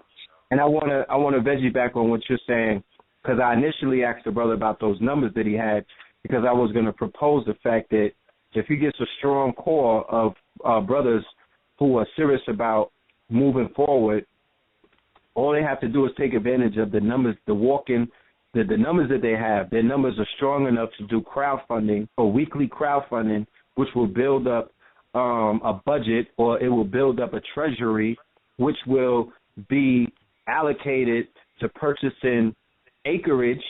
I can take you to a website where you could purchase your 40 acres. If you said that the land was sitting on 11, I could take you somewhere where you can actually get that for 40 acres for about $70,000, $80,000. You could crowdfund a few thousand members of the Nuwaubians to put $20 up, $50 up, or $100 up, a collective, not waiting for anybody, actually purchasing land and becoming owners. Everybody has equity and ownership in their land now. It's not about a one-person thing. and you put it in a trust. You do other things to protect it. You hire yourself now the version of a private army amongst individuals who are part of your quality of membership, who are in the armed service and who have the credentials to form private armies in the same vein or the same way that a Blackwater, a Titan, or any of these other for hire private armies that exist now. You know how they came about. You use the same formula. Boom, and that's pow, your protection. bang, bang, bang, bang, bang, bang, bang, bang, bang. That is your protection. But this is but the money, the aspect of raising funds is the key to it is called Regulation A crowdfunding. It's not reward crowdfunding like Kickstarter. It's equity and share crowdfunding. That's the new shit. It was a law called the Jobs Act for 2012 that Obama passed that allows you to raise up to $500 million in equity crowdfunding. So you get your new ideas together and you begin to build up the funds that will get the land. And you hire a CPA and you make sure that you have a board of treasury that protects the funds. It doesn't get allocated. It's on an open ledger and you let the people see what you're doing with it. But if you have the blueprints for the last property or for the land, then you have the ability to multiply that now on multiple levels. And keep in mind, there's 3D printing technology. I have the websites where they sell the actual 3D printing machine. It's not even a machine. It's a machine that will print out an actual house, a structure. These are large structure 3D printing machines that are manufactured in both China and they're also manufactured overseas, I believe in Pakistan or something. But for the most part, they are 3D printing houses now. Research that. And I'm only saying that to say that the possibilities are endless at this point. Right, you're right. We have a large number of homeless people. We have a large number of unemployed people.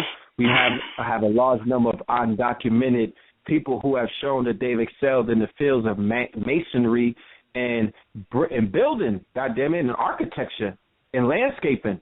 Shit, you know, better tap in to the Twa, you know. Well, you know, the Mexicans, we give them names, the Aztecs.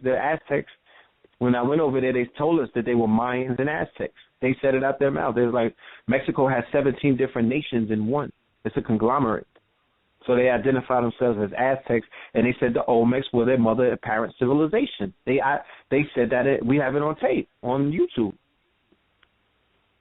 So those brothers are to be utilized for the skills that they possess. We can definitely build a new community, turn this community in the same kind of place that Hollywood turned the desert into, that Miami turned a goddamn strip on the beach into, South Beach for that matter, that Las Vegas turned a whole desert into a gambling paradise. Let me tell you, when I was out west with at the same time that Blue was out west, you know, I was staying in Palmdale, right?